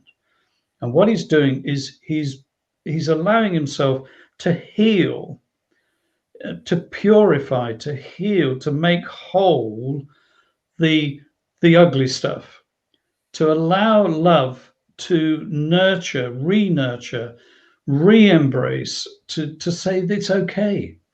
These things are all right. And in fact, you can learn so much from this pain that you experience. You can learn so much from the abuse if you just let me heal and love it. That's what love, unconditional love, wants to do in our life. And all you have to do is ask. So that's what I did. And I went back into my childhood and I discovered memories I had no idea. I knew I had an angry child. I knew that, you know, the slightest thing could trigger this angry person. But I didn't know why he was angry. And what I discovered was that my mother, and there's no self-pity in this, by the way. My mother was an epileptic when I was about 2 years old, and I was just at home during the day with her. And when she was knowing that, you know, she was going a bit strange and that she was going to have a fit, to protect me, she would lock me in the cupboard under the stairs. Now, I can't blame her for that. I can't judge her for that.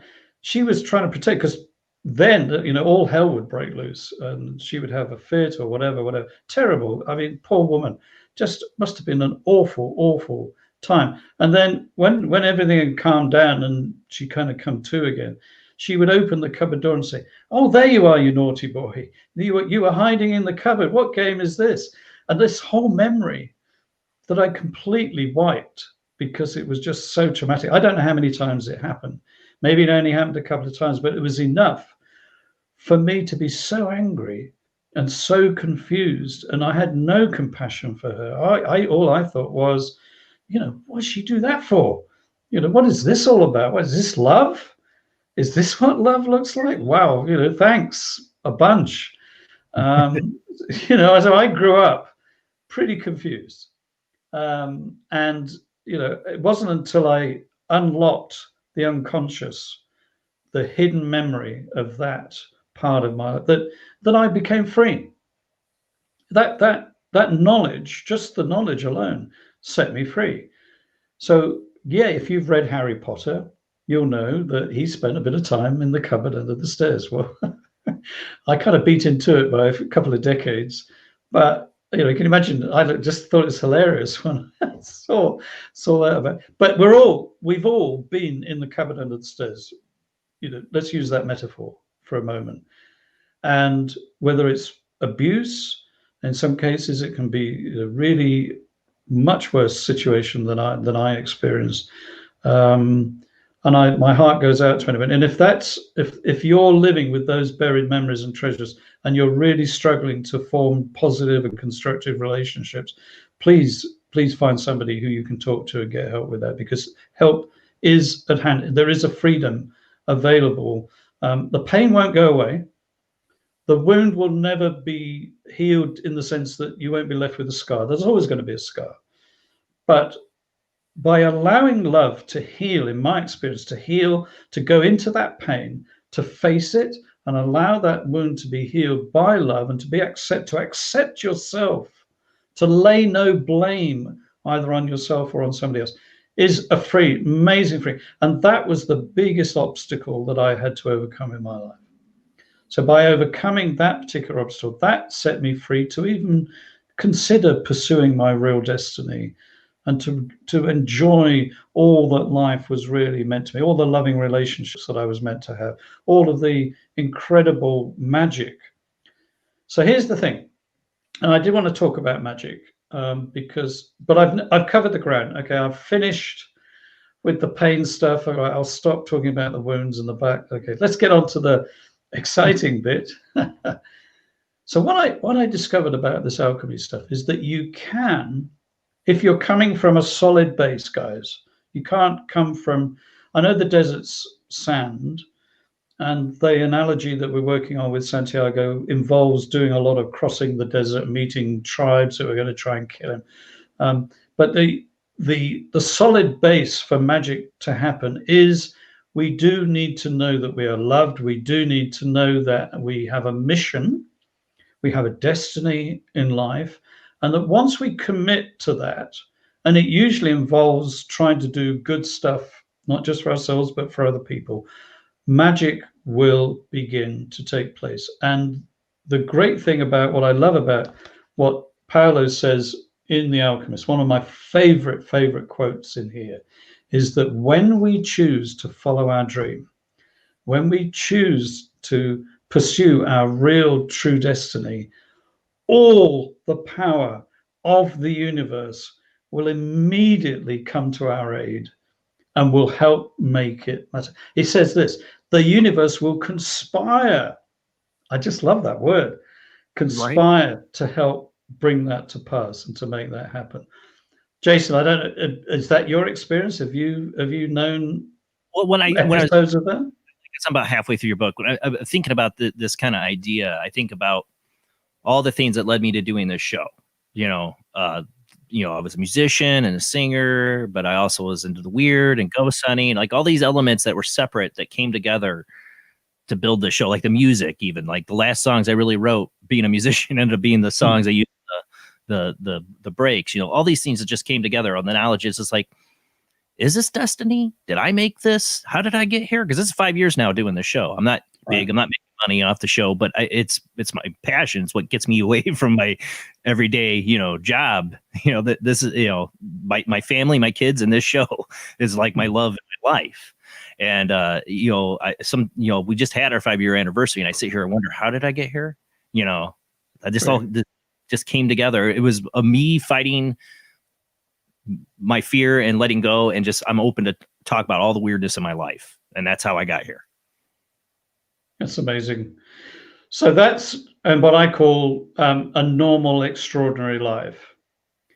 And if what you've explained and what you've just described in your life is what all of us should be experiencing, in my opinion, every day. What the universe wants to bring into our life is a life of miracles, of magic, of real constructive, amazing experiences. They won't all come in the form of, really, we're not going to win the lottery every 5 minutes. We're not going to be approached on the street and somebody is saying, hey, here's a check for $1 million. I don't finish just once. Once will do the trick. Just once. Just once. But it will be magic that we will make. And this is the thing. When we think of magic and stuff, we often think of, it's going to come in from somewhere else, that we've got to plead with something or somebody to make it happen for us. We've got to keep, asking and reaching out and pleading. Well, one of the amazing things I learned about alchemy is that that's the last thing you actually need to do to manifest magic. So let's talk about that. So in the story of Santiago, he leaves the crystal shop. He's got some money, and he meets a guy who says, well, I'm going to go to the pyramids on a camel train. Do you want to come with me? And he's a guy called the Englishman. And he says, yeah, okay, I'll come with you. And they get across, and they finally reach this place called the Oasis. Now, the Oasis is a symbol in alchemy and in life in general for plenty, for provision, for the well of love, and Santiago reaches the point that I described earlier, where I was at 40 years old. Life's okay. We've kind of arrived. You know, stuff's happening. It's middle age, maybe. I think it was for Paulo as well. And you know, stuff's going. He was a lyricist, by the way, Jason. Paulo was a really successful lyricist, musician, and that was kind of where he was in his life. At the point when he realized that something more was out there for him, he hadn't completed his mission, his destiny yet. He had to write. He had to become a writer, and he had to write this book. And Santiago, when he reaches the oasis, it's the same thing. And waiting at the oasis is this character, of course, the book is named after, the guy, the alchemist.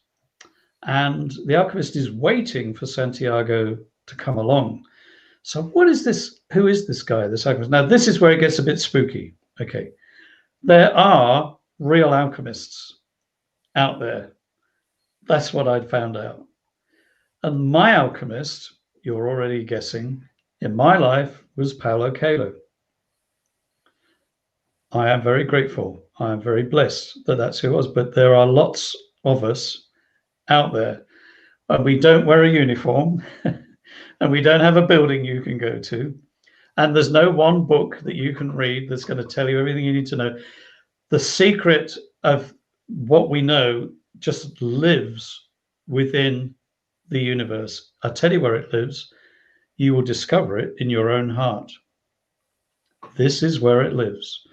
So that's why I was going on, and I know I maybe bored a few people along the way. You needed to make the journey into the unconscious, into your own heart, for want of another phrase, into your own soul. And when you do that and you invite unconditional love into that, that's when you will meet your alchemist. They will appear. I don't know who it's going to be. Maybe you're my, because I'm who knows, you know. I'm working as a retail manager in this whole COVID environment and super stressed out. Yeah, I bet. Wow, that's terrible.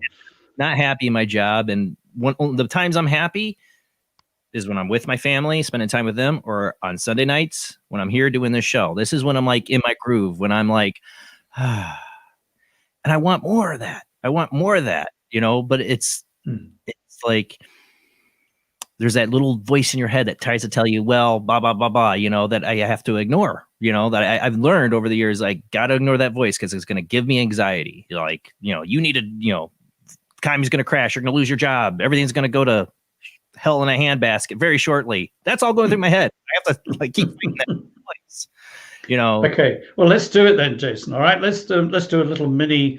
You up for this? Shall we do a little? Okay, let's do a little mini alchemy moment. All right.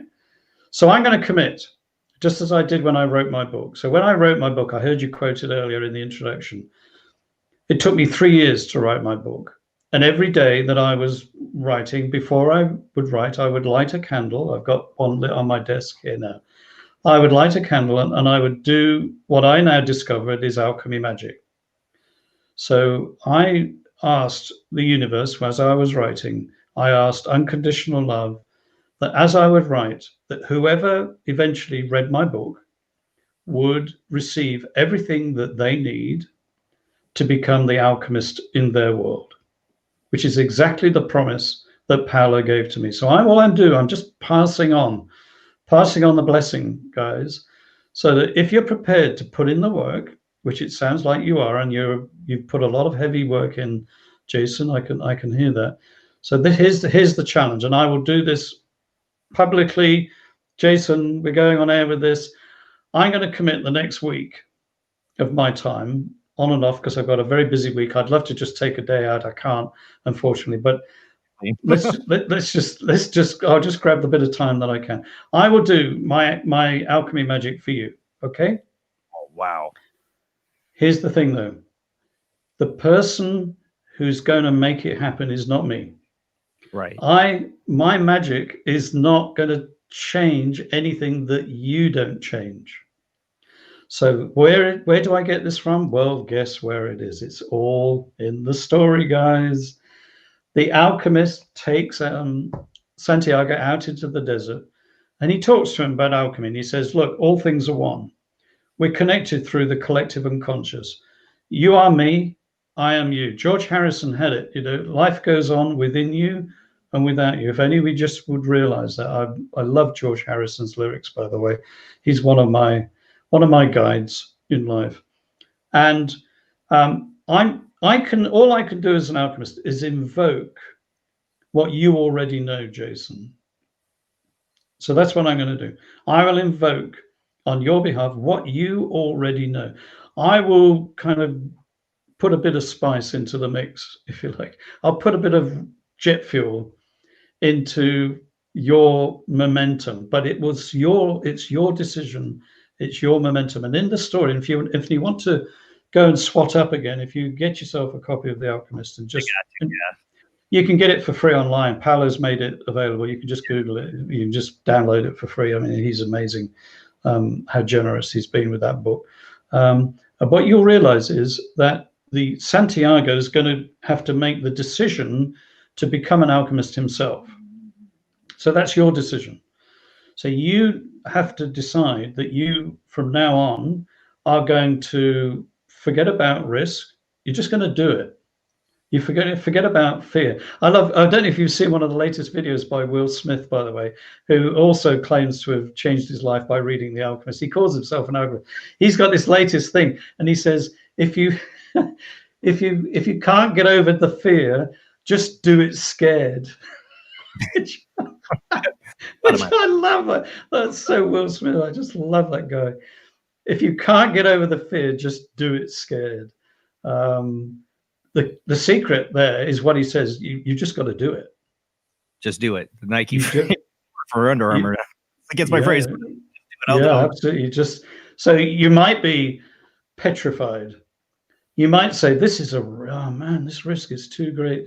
Now, let me tell you, when I took the risk personally, when I went out and started that business on my own, one of the things I didn't realize was going to happen is that the universe was going to bring the omens. So very soon after I made that decision, people came into my life out of nowhere. People I'd never met before would knock on the door pretty much. People would just appear. Or I'd read something, or a coincidence, or I think it would be a coincidence. Don't forget, it was my early days, so I was just getting used to this magic stuff. But stuff was happening all the time. And the trick partly is to have your eyes open to be able to see this stuff going on. So let me tell you a quick story.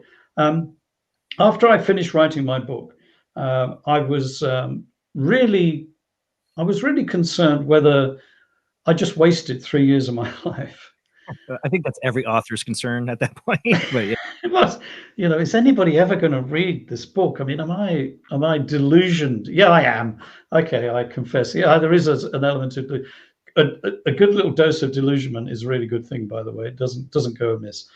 But I finished the book, and my publisher had just produced a few copies for publicity. This was a year ago, and I'm on a train, and I'm actually coming to Nashville. I'm in England. I'm on a train to London to get on a plane to come to Nashville. And I've got the first copy, and I've got it right here. The first copy of my book, hot off the press. We only printed in a couple of hundred, ready to give away for publicity purposes. And I think, is anybody ever going to read this book? And I got on the train, and I thought, I'll take another book with me. And I did, and Paulo's Hippie, Hippi, the hippie book had just come out. And I thought, okay, I'll read that on the journey. And I got on the train, and I unpacked my pack and got my desk down on the train. And I got my copy of Hippie out, and I've been reading it. I was reading it for about half an hour. And somebody then leant over from the seat behind and tapped me on the shoulder and said, I'm on page 34. How far are you? How far have you got? I'm going, what? And I've never seen anybody reading Hippie in my life before. I've never seen anybody says, but on the same train, going to London on the same day, is another guy sitting behind me reading exactly the same book, and we're sitting right next to each other. Go figure. This is the kind of stuff I'm talking. This is what I'm now talking about, synchronicity. I said, you better come and sit next to me. We better talk about this. He said, absolutely. So he came and sat down next to me, and we were comparing notes about the story of Paulo and his journey and so on. And then he said to me, "Why are you reading Hippie?" I said, "Well, I was the original publisher of The Alchemist." He said, "You're kidding." I said, "No, yeah, I was." He said, "Wow, so you've met Paulo?" Yeah, I've met Paulo. And I said, "Well, I've just written a book." And I got the book out of it. So this, I mean, I'm almost shaking. I've just written a book, And I said, he said, "Wow, man, that's amazing. You're kidding me." I said, "Yeah." And he said, "Well, what's your book about?" So I told him exactly what I told you. He said, "Oh, when can I get a copy? I want that book." So this is how it works. So the universe knew that doubt, that fear that I would be ridiculed, that I've made myself really vulnerable in this book, and that people would just laugh at me, and that nobody would, respect. I mean, all the fears, the stuff, that I make up, all the stuff we make up about our life. And here's the first guy I ever show the book to, and he's a fan of Paulo Coelho. And what does he want to do? He wants my book. He said, "Can I have that copy?" I said, No, you can't have that copy. That's my copy. But he's got one now, of course, because it's published. It was published this last weekend, by the way, last Saturday. It's finally published. You can get it anywhere. Get it on Amazon. You can get it on Barnes and Noble. You can online anywhere in the world at your local online bookshop or local bookshop. You can get. So that's it. So look, Jason, this is what we're going to do. So let's touch base by email or whatever in a week. And I just want to know at the end of the week what's been happening in your life. I want to know whether your eyes have begun to see new things, new opportunities, stuff going on. So as an alchemist for each other, and you can be an alchemist for other people as well, is that once you realize the power that is on tap, this force of goodness that only wants the best for you, for me, for everyone around us. That's all it wants. It wants to help. It wants to produce wonderful things for us. Once we know that, then we have the secret of the alchemist. That is the power. I'm not a Christian, Buddhist. My mom's a Buddhist. I'm a spiritual agnostic, but I question everything. But the one thing I'm not questioning is that I believe in a divine power of unconditional love, because I felt that in my life once. Yeah. You use the word force. I'm a big Star Wars fan. I'm a big Star Wars fan for one reason, is the force, because that's I always tell them my religion's Jediism, because I believe it's a force, a will, a movement, because of synchronicities. I've seen so many synchronicities in my life that makes me a total believer in it. We do have somebody waiting on the phone. If you're all right to take a phone call here. Yeah, sure. All right, we got Zach on the line. How you doing tonight, Zach? I'm doing pretty good, brother. Glad to be here. How about you? Doing good. Thanks for calling in. Okay, so I just have two questions. I'll try to keep them as short as possible. Colm, very nice to meet you, sir. Hi, Zach. My first question to you, it's a multiple part question. It goes back to the dark night of the soul. What is the average time span that someone goes through the dark night of the soul? And is it possible for people to go through multiple dark nights of the soul throughout their lifetime? Why or why not? I'll answer the second part of the question. Yes, it is possible to go through multiple dark nights of the soul. Every one of us is unique. Every one of us has had a different history. So the dark night of the soul is a bit about history. It is a bit about looking backwards in what's been taking place in our life. And when I did the primal therapy, which I mentioned earlier, I went right back not only to being a toddler, I also went back into the birthing experience and into the womb. And I've even, in my life, I've had to deal with some ancestral stuff as well, which we can, Jason, we can have another session, another podcast, another time to talk about that ancestral stuff. But the thing is, yes, except I think because I actually made a concrete decision to pursue this, I think I got to the, well, I think I got to the real nub. So the amount of time, so that was the angry child. That's the person I needed to discover in my dark night. So I think depends on the history, our personal history, in terms of the length of time and whether it's going to repeat. I think it is possible to get to the point where you don't have to keep repeating it. If you are consistently repeating it, there may be there might be another therapy you need. There might be another conversation you need to have with somebody if there's something really lurking in there, because it's usually a hidden memory, which is there in the form of pain or a wound that has been either we've inflicted on ourselves or other people have inflicted on us. Some of the people in my own contact who seem to struggle with this the most, of course, are people who've had physical and sexual abuse in childhood. And that is, of course, really, really disastrous stuff. And my heart goes out to everyone who's been through that kind of experience. And that can be a real struggle. That we need all the help we can get in those situations. But there are people, I know people who've worked through it and have managed to even go as far as forgive their abusers and so on, and have gone on to live amazing, powerful. As a friend of mine called Jeff Thompson, who's also in England, who's just also written a book called The Divine CEO. I just mentioned that. Jeff, if you're ever listening to this, he's a great brother of mine, and we've been on the same journey. But Jeff experienced a lot of really tough stuff. My dark night of the soul, to answer the first part of the question, took a year. Yeah, it was a year. And I used to set aside lunchtime. So I had been a high school teacher. I gave that up because it was too demanding. I couldn't do the dark night thing as well as teach. It was just too difficult. I needed to focus. So I took a fairly mundane job where I didn't really I wasn't responsible for very much. And at lunchtime, I would go out every lunchtime and I would read, I would meditate, I would invite that angry child to have a voice. And took a while. There were points in that year where I wondered what it was all about, and actually whether I'd made a terrible mistake. Why put myself through this? Are you serious, Colm? What are you doing, man? What are you doing to yourself? And but I hung in there, and I had people who supported. I had two people in particular, including my wife and as well, who supported me in it, and we got through it. And it was worth it. If you need professional counseling, then find a professional counselor who has some understanding of Jungian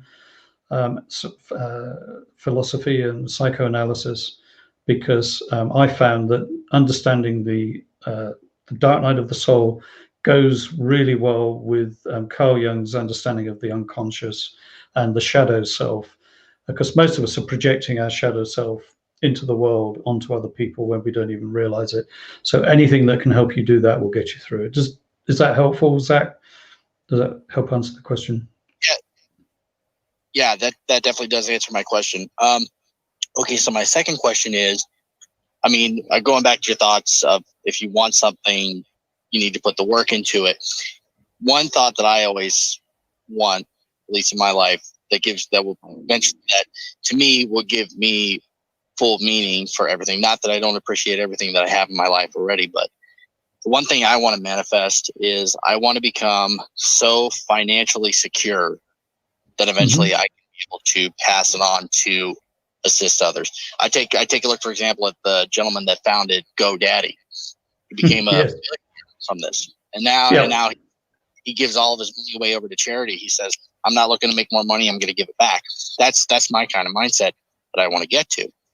So what are one or two pointers that you would recommend to me on getting started on that journey? You have to take a serious look at what you think about money. Our attitude towards money is shaped by our tribal, I mean our past peer group existence, our family upbringing, the society in which and there are various ways in which we begin to view wealth and money. In my case, in my book, I talk about the fact that I grew up in post-war Britain. There was a lot of poverty around. My family were bombed, so we lost the home and everything. So we were back at scratch. So when I was born into the world, my family had pretty well lost everything, and they were working super hard to get back there again. But the English society at that time was really interesting because there was the have and the have-nots, and it was a very class-ridden society. It's not as bad now as it used to be, but it was going back 50, 60 years ago, it was pretty bad. So I grew up believing that I was born into a particular level or station in life where real wealth, the kind of thing that the guy at GoDaddy has experienced, that wasn't for people like me. And even though I tried to think positively and try to work it out and think, oh, wouldn't it be great to be able to have money to be able to pass on and wealth? I deep down in my subconscious, obviously, I had an issue with that. So I don't know what really my attitude to money was, except it wasn't going to be for me. And then as I began to do the alchemy work, and the more I began to think about turning lead into gold, and I thought, well, hang on a minute, maybe there's something about the gold bit that's important too. And I thought about Paulo Coelho. So 85 million copies, and then all of the other books as well. Paulo's done pretty well from his writing career. And I thought, well, maybe there's something about this in alchemy. So I did study alchemy on the subject of money and wealth in particular. And what I came out with, what I realized is that there is almost an obligation for all of us to actually produce wealth, in the sense of producing wealth that can be used for the benefit and for the good of ourselves, our families, and for humankind. So the only way we're going to eradicate poverty and disease, that's not going to become from more poverty. The ability to eradicate the things that destroy life is not only just an understanding of what we shouldn't be doing, but also what we should be doing. And that is, if we can take the wealth that we have and produce more of it, and then just learn to not be selfish with it, and to give it and work with it and enable it to produce good for others, then for me, that's a formula that has worked. And of course, when I started my own ad agency and we did all that, financially we did really well. And I'm happy to say that I'm really happy with the wealth that I've produced, and I'm happy to say that I've been able to help other people around me as well with that. So yeah, if you can do it, do it. And if you need to re-examine your attitude towards money and wealth, then that's a good idea too. So like your own thoughts of how you perceive money will affect its attraction to you. I've had guests on that have talked about all that a lot. Yeah. I wasn't going to mention those books, but yes, there's plenty of books on that subject. Yeah, but in a sense, they are right. I mean, yes, I agree with what they say. I don't always agree with the simplicity of the formula. Sometimes you have to really work hard as well. It's just going to fall in your lap. I mean, I change my perspective of money. Okay, here it comes. Yeah. Wait for money to come. Great. Well, thank you, Zach, for calling in, bud. Yeah, thanks, Zach. Absolutely. Thank you so much, Colin, for answering my questions, man. I greatly appreciate it. Thanks. Have a great night, Zach. Yeah, have a great night. That's something I know I probably have to change my perception of money because I'm always worried about it. Oh, there you go. Okay. Yeah. Okay. So Jesus had a few things to say about money. Yeah. Yeah, a lot, actually. A lot of people don't know that, but he said the birds of the air, they have everything they need, but they don't worry about it, do they? You don't see a bird sitting on the wire and go, oh my goodness, I'm not quite sure where I'm going to get my, what I need today. But we do. I'm guilty, Jason, guilty as charged on that one. I think it is, it's partly to do with our evolutionary process as humans as well. The anxiety was one of the things that spurred us to go out and kill whatever we needed to eat the next day when we were evolving. So yeah, we've got a bit of stuff to work to. I've got an amazing story which is in my book, and I'm actually writing another book based on the true story of this. Is that when I had a sense when I was doing the alchemy work on money that I had been disinherited. And I thought, wow, there's nothing in my family history, as far as I know, of somebody who had great wealth. So what is there to be disinherited from? And around that time, I was doing family tree stuff, and some new stuff came out on Google on my family tree. And I discovered that a branch of my family owned half of the county of Leicestershire in England back in the 1600s, 17th century. And I happened to be on business not far from where this area was. And it's also an area where I actually grew up. So I grew up not knowing that I had ancestors who owned, huge chunks of land and had all this wealth. So I thought, I might go and investigate. So I was actually driving. I decided to drive near the village, and I went to the house that I found on Google that I thought belonged to these ancestors on my mother's side. So it's not the Holland name. It's my mother's maiden name. And I went and knocked on the door. Actually, there's this huge Tudor manor house. I mean, it's enormous. It's like 19 bedrooms or something. And I drove down the drive, and I was, thinking, oh my God, they're going to throw me out. They'll set the dogs on me. And I knocked on the door, and this lady came, and I explained, I think my ancestor. She said, what was the name? And I told her the name. She said, oh yes, yeah, the family of your name. In fact, my husband's family bought it from your family back in 1640 something. And I said, seriously? She said, are you busy? I said, yeah, I'm going home. She said, no, come on, we're going to go into the village. There's something you need to see. So we got in my car. We go to the church, the old, really old parish church right in the middle. And we go inside, and there's this bare church. There's almost nothing in it. She said, come into here. And there's this little vestry, this little room in the church.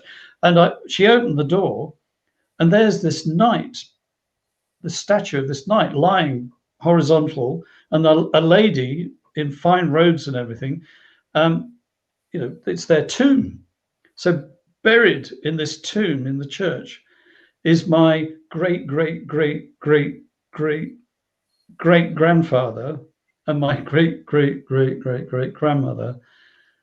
I had no idea they even existed, and I was speechless. And she said, oh, so this is it. This is where, she said, there's lots of you, by the way. Don't get any ideas of, and we bought the house fair and square. Nothing to inherit now. But, and I remember driving away from that, and I was thinking, so what happened? So I decided to find out the story, and I'm actually writing a novel based on this true story. So my family was so involved in the English Civil War. Do you remember we cut off Charles I's head? My family was so involved in that they lost everything. They just happened to be on the wrong side of that war, unfortunately. And one of them left in Britain and became one of the Pilgrim Fathers. And there's a whole side of my family who set up in America as one of their ways of dealing with the fact that they were disinherited and lost everything. So there you go. Well, I love the history of that. Don't you love that? Yeah. If it wasn't for the whole Puritan movement of beheading Charles I, you might be already been well. Well, Jason, I want due respect, please. Can we have Sir Colm Holland from now on? I just think we. That's what I love about history. I would love to discover more about my family's history and stuff like that. I had an uncle who did a lot of ancestral research on one side of the family, but it's like dukes or something like that, where some royalty. I'm like, yeah. It's true for many people. That's right. Yeah. But the money, a lot of people go towards about manifesting. I want to manifest money. I'll admit, I'm right there. Like, money can't buy you happiness, but sure can take away a lot of the stress that gets in the way of happiness. so money in isolation is not. If that's the goal, if that's the only reason we're even having this conversation, if that's what it's all about, then you've lost my interest. Right. Because if you think that's not the secret of the alchemist, is money. No. It's part of there's a wholeness, there's a well-being. So true empowerment does include money, because you can deal with things with money. You can eradicate things that kill people with money. You can do good work with money. But if it doesn't come from a heart of love, if it doesn't come from a wholeness, even St. Paul, the Apostle Paul in the New Testament said, if I give away my body to be burned, but I have not love, what is the value to me, really? And we go to the grave alone. We come into the world alone, apart from our mother. I love that. Somebody said, "You don't come into the world alone. Your mum's there." Okay, has to be. But we go to the grave alone, and one of the things that Paulo said once, sort of half jokingly, which I what if there is a question on the other side that we're going to be asked? If St. Peter's, for the sake of the mythology of it, if St. Peter's going to there and he's got his list and he's going to say, so what is the question that he's actually going to ask us? And I think he said this to Oprah Winfrey. And the question that Paulo is expecting to be asked, that we should answer now, let's not wait until we get there to answer this question. And the question is, did I love enough? That's really all. Jesus said, I've only got one thing you need to do. Just worry about this one thing, and that is love one another. If you could just learn to love one another and love enough, then you've really kind of taken the lid off the secret of life. That really is what and that means loving the people that we don't like. That means loving our enemies, if you want to take Jesus at his word. If you want to be a Christian, then I think that's probably what it means. And that's really hard. I don't know if you've tried that. I've tried it. That's pretty tough stuff. It's for trying to forgive those who've done you wrong. Sometimes is the hardest thing. Absolutely. No, seriously tough. I mean, like, I fail at it constantly. So yeah, I agree. But I want to say though, you talked about your mom. It makes me think of a lot of my problems through life. Early on, I realized were because of my animosity to a father who just didn't give a crap about me and took off. Until I faced that, I didn't, till I was forced to face that, I didn't change. I was hated, I was I'm still a pessimist at times. It's ingrained in me, but I was a really angry teenager at times because of that. Well, yes, of course, as you would be. Yes, as many people are. I mean, our upbringing is never perfect. Never. Some worse than others, but yeah, alchemy, for me, has been a way of channeling. It's a new metaphor. It's a new mythology that I've been able to find that enables me to challenge unconditional love, to meet those parts that you've just described, Jason, but also to find the strength and the courage to love other people who I would normally find it almost impossible to love. Not judging, not condemning, not classifying, not putting other people in a box of any description. That's really hard. And it becomes normal. It's our normal life. So to switch that off and to have a normal life that says, I love this person. I'm not going to judge this person. I don't condemn them because they don't agree with me. I'm not going to condemn them because they don't have the same politics as me. I'm not going to condemn them because they don't believe exactly everything that I believe. I'm just going to accept them because I accept myself. And most of us, that's the big struggle. And right at the beginning of my book, I've got a quote, which somebody said to me years and years and years ago, which I've reworded in a way that I can pass on. And that is this, that the greatest challenge, and I'm reading this from my book, is that we face, or certainly I've had to face, is to truly believe at the very core of our being that we are loved unconditionally, just for who we are and not for what we can do or what we believe or what we think we should be or for the person. Now, discovering the true self is not about becoming this perfected person. One of the issues I had with Christianity was that there is this Jesus, this perfect Jesus, alter ego person. And what I discovered is that the more I tried to be like him, the worse I got. It backfires. And that's, Carl Jung will talk about that very often. The person of Jesus is the bit of Jesus I think that we should love is that we should be able to love unconditionally as he loved unconditionally. And so, yeah, that I think is what true empowerment is.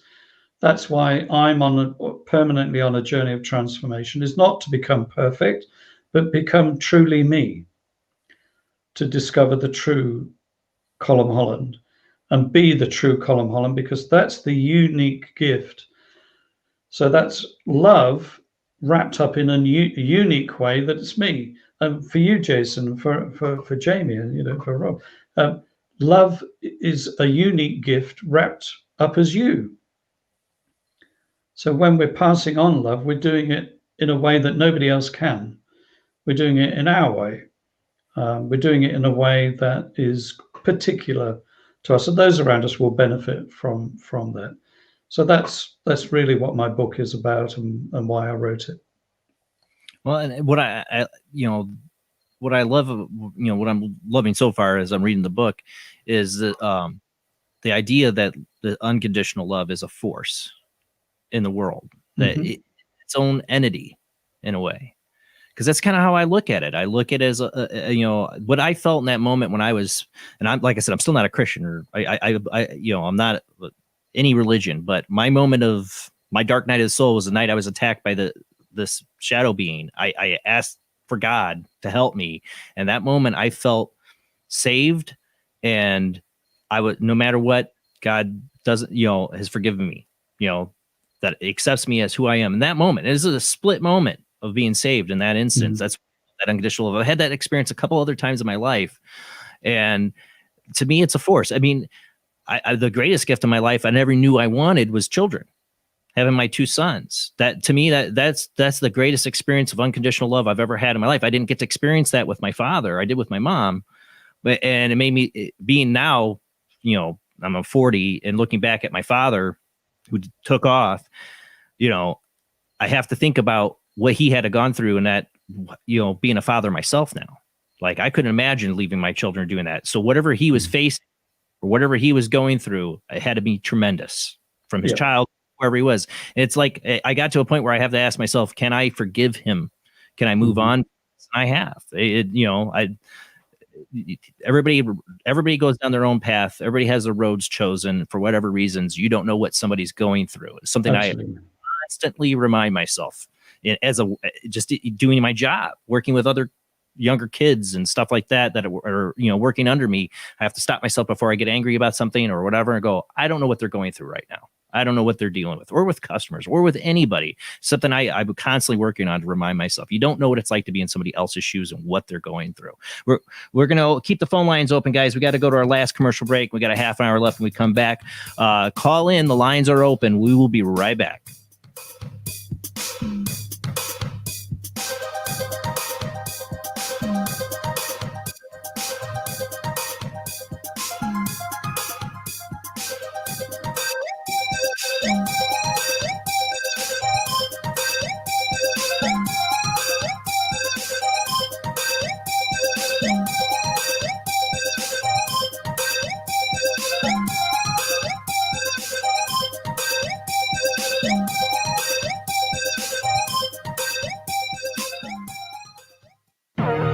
Intercepted transmission of unknown origin. Transmission?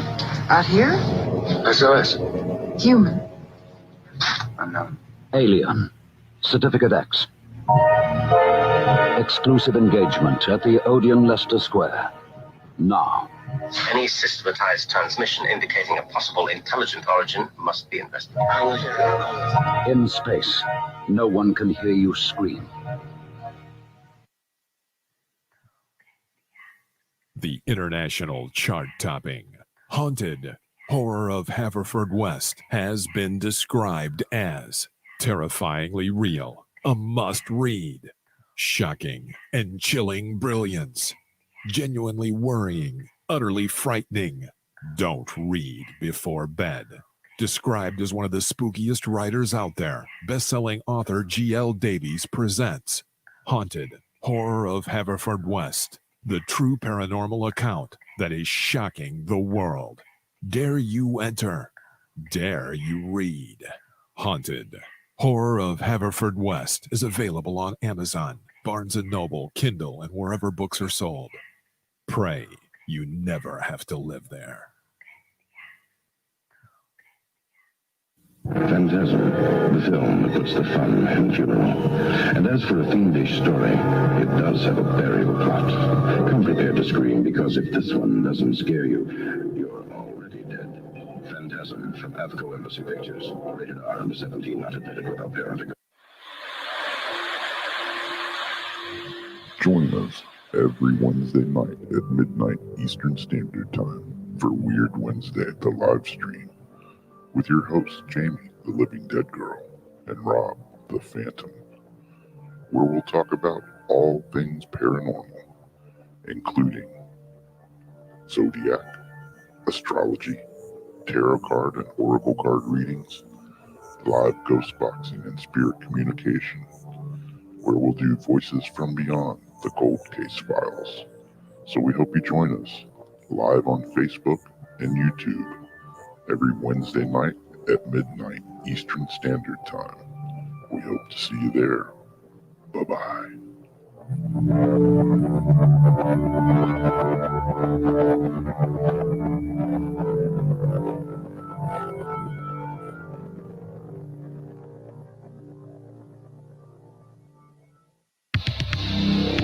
This fall, a new hard-hitting police drama is coming to Friday night.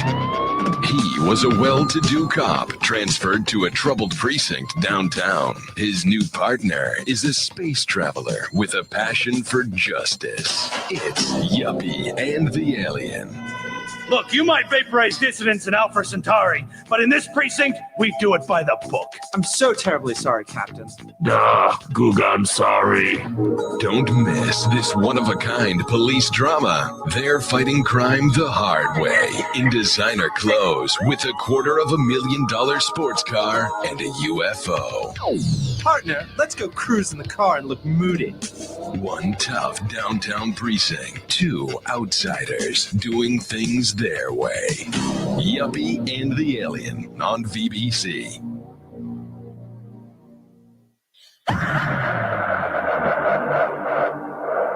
If you are interested in discovering the truth about the paranormal and want to hear from leading researchers in the field, join Justin Brown on his 3 weekly shows named My Paranormal Soapbox, Necromancer Live Show, and the Supernatural Symposium, live on Facebook, YouTube, and InterfaceDiff.net.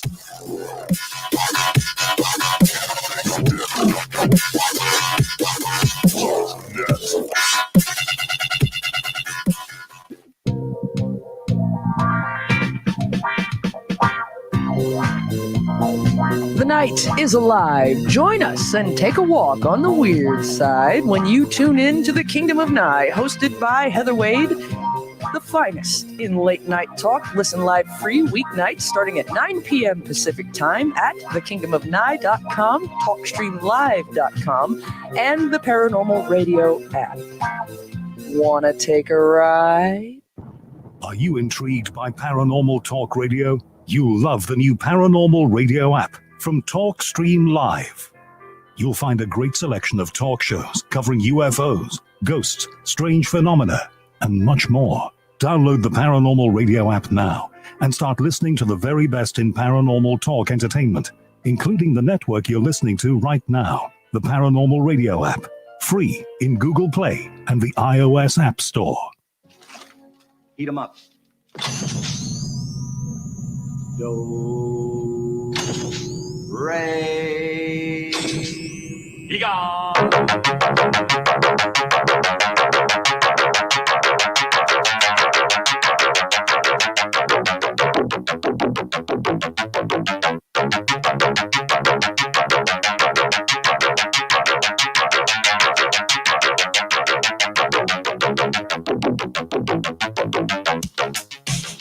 You're listening to Paranormal Soup, bringing you the weird every Sunday night.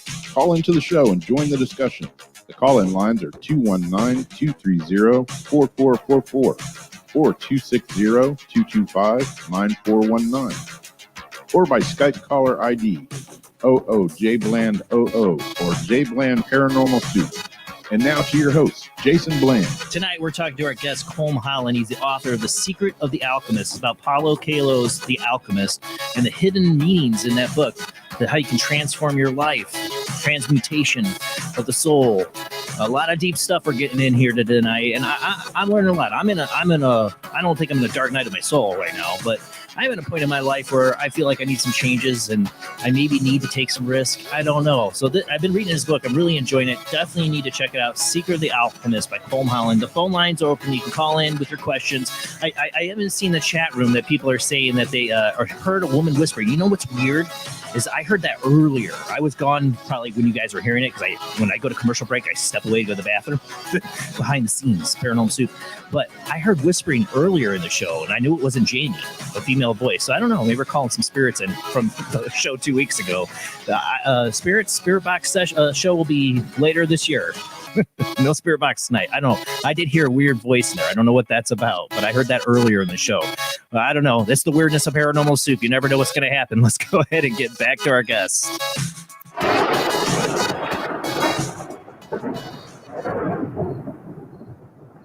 So I don't know what we're stirring here, Colm. People are hearing whispering during the commercial break. I heard something earlier in the show. I heard like a woman's voice, and I was looking at Jamie. It wasn't Jamie.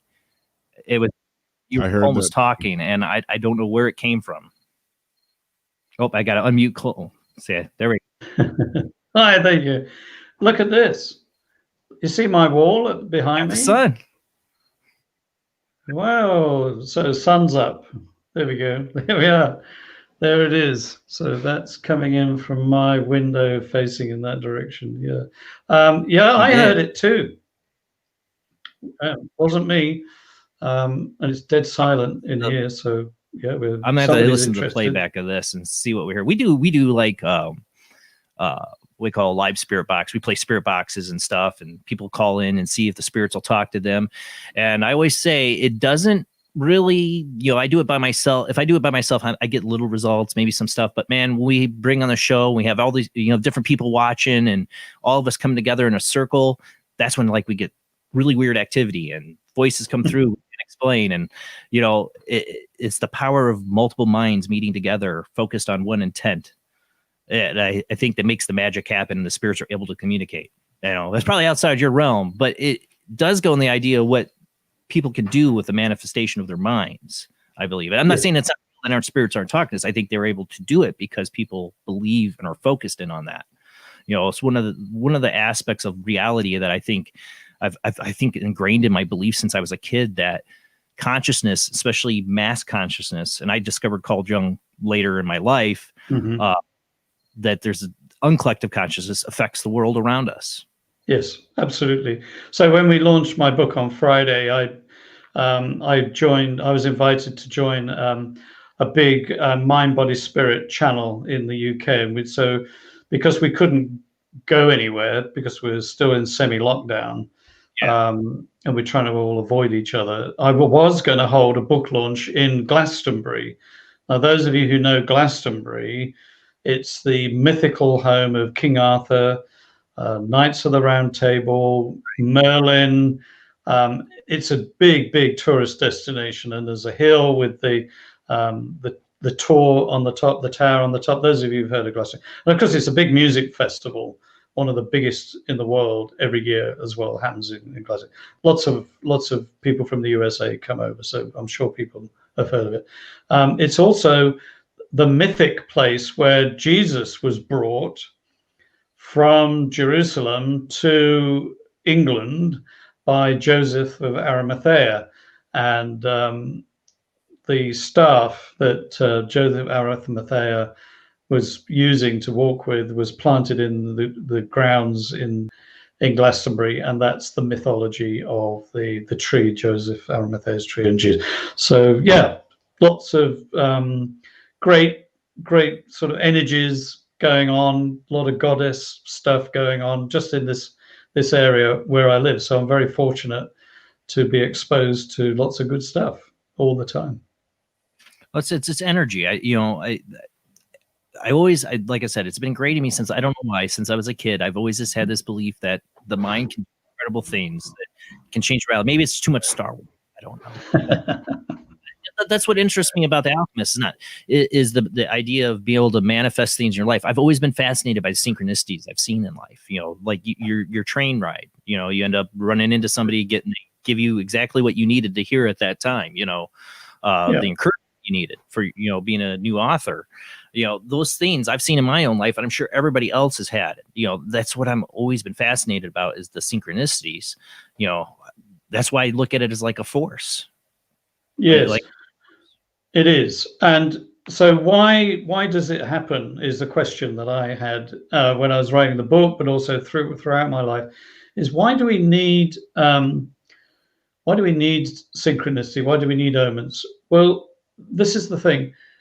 If, as in the school of alchemy, we believe that all things are connected, so the sun coming in through my window right now, the moon that was up earlier, the sand in the desert, our relationships to each other, these things are all imbued with a power which the original alchemists called prima materia. And they believe that prima materia is a substance, or it's the element that exists in all things, and it's the thing that connected us. Now, when Professor Carl Jung started to examine this, and by the way, he was a lifelong student of alchemy. So the whole concept of archetypes that he developed, and the collective unconscious, he didn't originate these ideas in isolation. He was reading alchemy stuff at the same time. So I'm very grateful to Carl Jung. And if you look in the back of my book, I studied a lot of his own writings, and the best and the most useful ones I've listed there for people to those who want to go delve deeper into Carl Jung and his understanding of alchemy. One of the things he taught was that when you commit to transformation, when you commit to discovering your true self, and the universe gets involved in that, one of the things the universe will do is send along the way omens and synchronicity to encourage you that you're on the right path. And he tells the story of a woman that he was in psychoanalysis with, who he's trying to help, who had some really big issues, but she was such an intellect. The power of her conscious mind was so controlling that didn't matter what he tried to do to help her to visit the unconscious, she would just resist it. She would just push it back and push it back. And eventually in one session, she finally admitted to him that she'd had a dream. And this was the first time she'd even remembered a dream. And he said, "Oh, what was in the dream?" And she said, "Well, I kind of remember this. It was like a beetle. I think it's called a scarab beetle was scratching, in my room." And he said, "Oh, really? Oh, hang on a minute." In the window behind her, in the study where they were doing the therapy, there was this little creature scratching on the window. So he got up and he walked around and he opened the window and he caught this scarab beetle. And as she sat there, he said, "Look, I think this is your scarab beetle from the dream." And it was like, whoa, okay. So there's something in this. And she just opened up. She said, "Okay, so that dream was telling me that I need to listen to you, Dr. Jung, and I need to accept the help that you're giving." So that is quite common. And my life's just full. I don't know you, Jay. My life's just full of stuff like that. Can I tell you one other story? One of my own omen stories. I was halfway through writing my book, and I was really worried. How would Paulo feel? What's he going to say? Whoops! I hadn't really thought about this. What's Paulo going to say when he discovers I've written this whole book and I'm exposing all this stuff? I'm being quite presumptuous. I basically say, "Oh, this is what Paulo Coelho meant. Oh, this is why you wrote this." Maybe I should have asked him first, maybe should have sent him an email. Dear Paolo, it's your friend Colm. I mean, we're not in that kind of communication. It's been many, many years. And I was actually got stuck. I actually froze up. So the sort of fear of what he would think kind of took over for a couple of days. And I didn't really say anything to my wife particularly. I mean, she was there. And so I'm sitting there looking at, what I'm writing and thinking, well, do I carry on or do I stop? Do I need to contact him? What shall I do? And she knocked on my office door and she said, I know I'm interrupting, but it's just something I've got to show you. I said, what? And she said, well, I've been digging through, it's our daughter's birthday coming up. So she was digging through all the old boxes of photographs from her, she's an adult now. And I was looking for some old childhood photos, she said. And she's got boxes and boxes of them in the attic. And she said, I pulled this box down and I was going through it and there's this envelope in the box, this white envelope. And she gave me the envelope. And she said, I think you need to open it. I was told to bring interrupt you and bring this envelope. So I said, oh, what's in the envelope? And I've got it here on my desk. So I'm taking, there's this card. There it is. And it's a restaurant in Sydney called the Waterfront. Isn't it lovely? If you've never been to Sydney Harbour, when things open up again, I highly recommend it. This is the restaurant that I met Paulo Coelho in. Oh. I'd forgotten that one of those tourist photographers had come round the restaurant and had taken a photograph. And there's Paulo, there's me, there's Paulo Coelho, there's my wife over here, there's the publicity manager, there's Paulo's wife, Christina. 27 years, I'd literally, when that night I came home, I think it was a couple of days later, the publicity manager gave me a copy of this photograph. She actually had bought some. I had no idea she'd done it. And because the state I was in, where I was really hoping for the gold Rolex, not a photograph of me and Paulo Coelho, I just stuck it with all the other stuff for 27 years. It sat, and on the day that I needed an encouraging reminder of what Paulo said to me, my wife walks in with this photograph. So that's the kind of thing that happens with omens and synchronicity. I've got lots of great stories like that. But yeah, there you are, you see. It just came out of nowhere. I think tons of people are having synchronicities throughout their life. They just don't notice it. When you do, it's eye-opening how there's some kind of, like I said, that's what I believe. My religion is the force. I believe in a force that moves things in a direction, not a destiny. I don't believe in destiny. Thinking about this, I had a guest on, and I'm trying to think of his name. He's a psychic, but he with all his psychic visions, he believed everything's predestined. And he's actually somebody, when he was younger, believed he spoke to the spirit of Carl Jung. He was part of the spiritualist group, and he actually physically saw Carl Jung come to him. Sure. So let's think about that. But I also remembered he also was like, everything's predestined. And I'm like, I don't believe that. I believe the future is always in motion. I don't believe things are predestined. I think there's a goal for us. How we get there, I don't know. I think that's the thing. We choose different roads or paths to get to a certain goal. Sure. Maybe we set out beforehand for, but I don't, we don't always reach it. Yeah, I said it earlier, fate is really easy in retrospect. You can always look backwards and then, I believe in fate when I look backwards, but I don't have a crystal ball. I admire people that can see the future and make decisions based on that. That's never been my experience. One weird thing did happen once, which I'd forgotten about, which might contradict this, but let me just throw it in for the sake. My wife did some work with somebody who worked with her horoscope once, just to see what she thought of it. And one of the things that person said was that in 2018, she said, your husband will write a book. Is that then predestined? That's the question.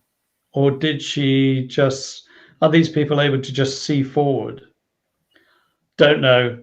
My jury's out on that. But I tell you this, that whenever I've been faced with the need to make a decision, and I've taken the road less traveled, when I've taken the harder path for the higher good, that's when magic has happened in my life. And I think I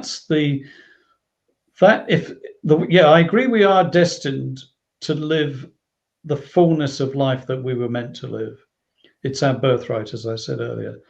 And if that means making hard decisions and taking this path instead of the easy way, that path, then only we can make that decision. And is it predestiny that if we take the lesser path, and we always keep taking the lesser path, and we end up like Santiago? And I'm just going to finish the story of Santiago, as I know we're going to be closing out of time soon. But one of the things I want to say that Santiago realized is that he had to make the decision to follow the alchemist and finish his journey. That is not going to happen unconsciously, folks. We're going to have to consciously make that decision. That's my experience. Jason, I know that's your experience. So when Santiago made that decision, he ends up in a worse predicament. So he goes off with the alchemist, and he ends up being captured by bandits who take all of their gold, take their horses.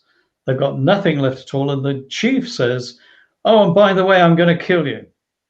I'm going to have to kill you because now I've seen you, and you're a spy. You've seen me. You're spies. You're going to tell our warring tribe all about us. And Santiago said, no, we're not. We're not spies. Honest, we won't tell anybody. Just let us go. We'll be fine. And the alchemist says, well, actually, yeah, you know, before you kill us, there's something you need to know. And the chief says, what? So, well, this guy, Santiago, he's an alchemist, and he can actually turn himself into the wind. And in fact, he can destroy this camp just using the wind if he wanted to.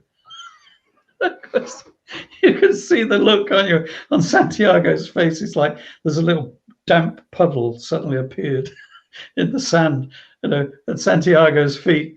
And he's thinking, what? Yeah, some people do see into the future, but he wasn't seeing it. Santiago wasn't seeing into the future. But all Santiago could see was a saber cutting his throat. And so at that point, you know, the alchemist has really put him in the soup, has he not? And Santiago says, well, you know, why have I got to do this? You're an alchemist. And he said, yeah, I'm an alchemist. I could turn myself into the wind if I wanted to. It's whether you can.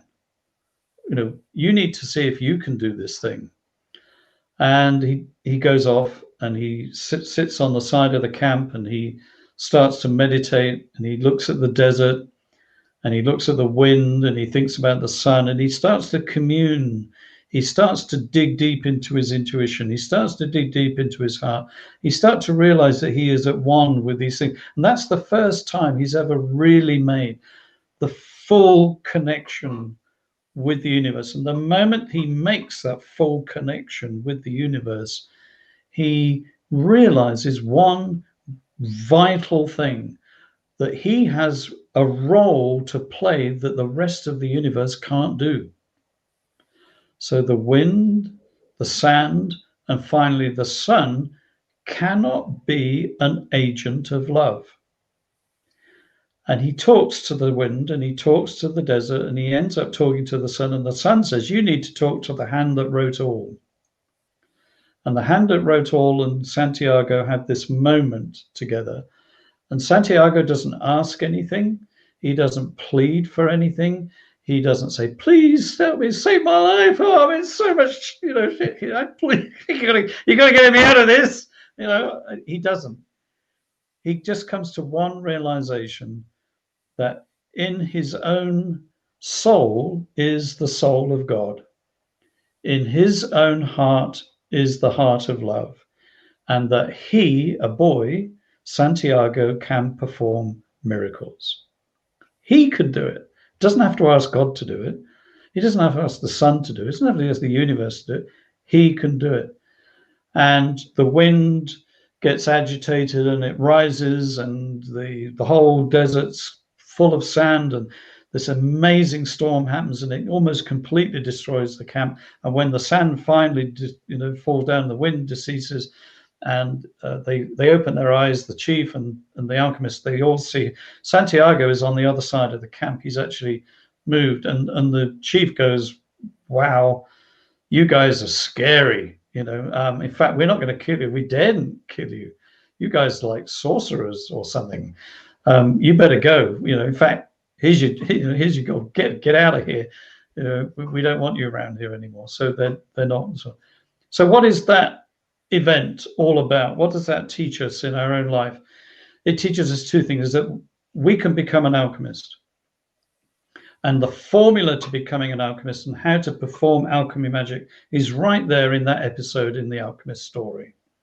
So that relationship that Santiago reaches with the hand that wrote all and with the universe, and that realization that he himself, a boy, just a mere boy, has that power to perform miracles. Once we have that realization, and once we acknowledge that in our lives, then that's when the power comes into play. You can, with the power of love, change the outcome of any destiny.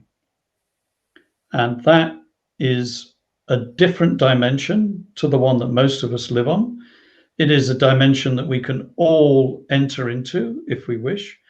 You will have to do the work to get there, but if you are prepared to do the work, and then you're prepared, there will be, Jason, a great test. I'm sorry about that. Can't avoid that, but I've made a commitment to you that when you face whatever that test is, I'm happy to be your alchemist at that point. But I'm telling you now that I'm not going to do the test for you. You are going to have to do that test yourself. But on the other side of that test is a whole new world, and that test will keep coming back to us. It's circular, it's cyclical. We'll be invited to take that test many times, but as the more we take the test, you'll notice that we enter into a higher realm. We go onto a higher plane each time we do it, and that ability to love others will become it will never be easy, but it will become more second nature. It'll just become part of who we are. We won't have to strive at it to the same degree that most of us have to strive at it day to day. So that's the red phase of alchemy. We talked about the black phase, we talked about the white phase in the crystal shop. The red phase is action, and love in action is the final fruit. It's the outcome of alchemy. It's what we're all here on planet Earth, however we got here. Your guess is as good as mine. There's lots of theories, and where we go after this, your guess is good. I will say one thing, that I've met quite a few people who've had near-death experiences, and I'm sure you've had them on your show. Yes. Tell me, what is the one thing they all come back and describe that they've encountered from their near-death experience? Love. Yep, every time.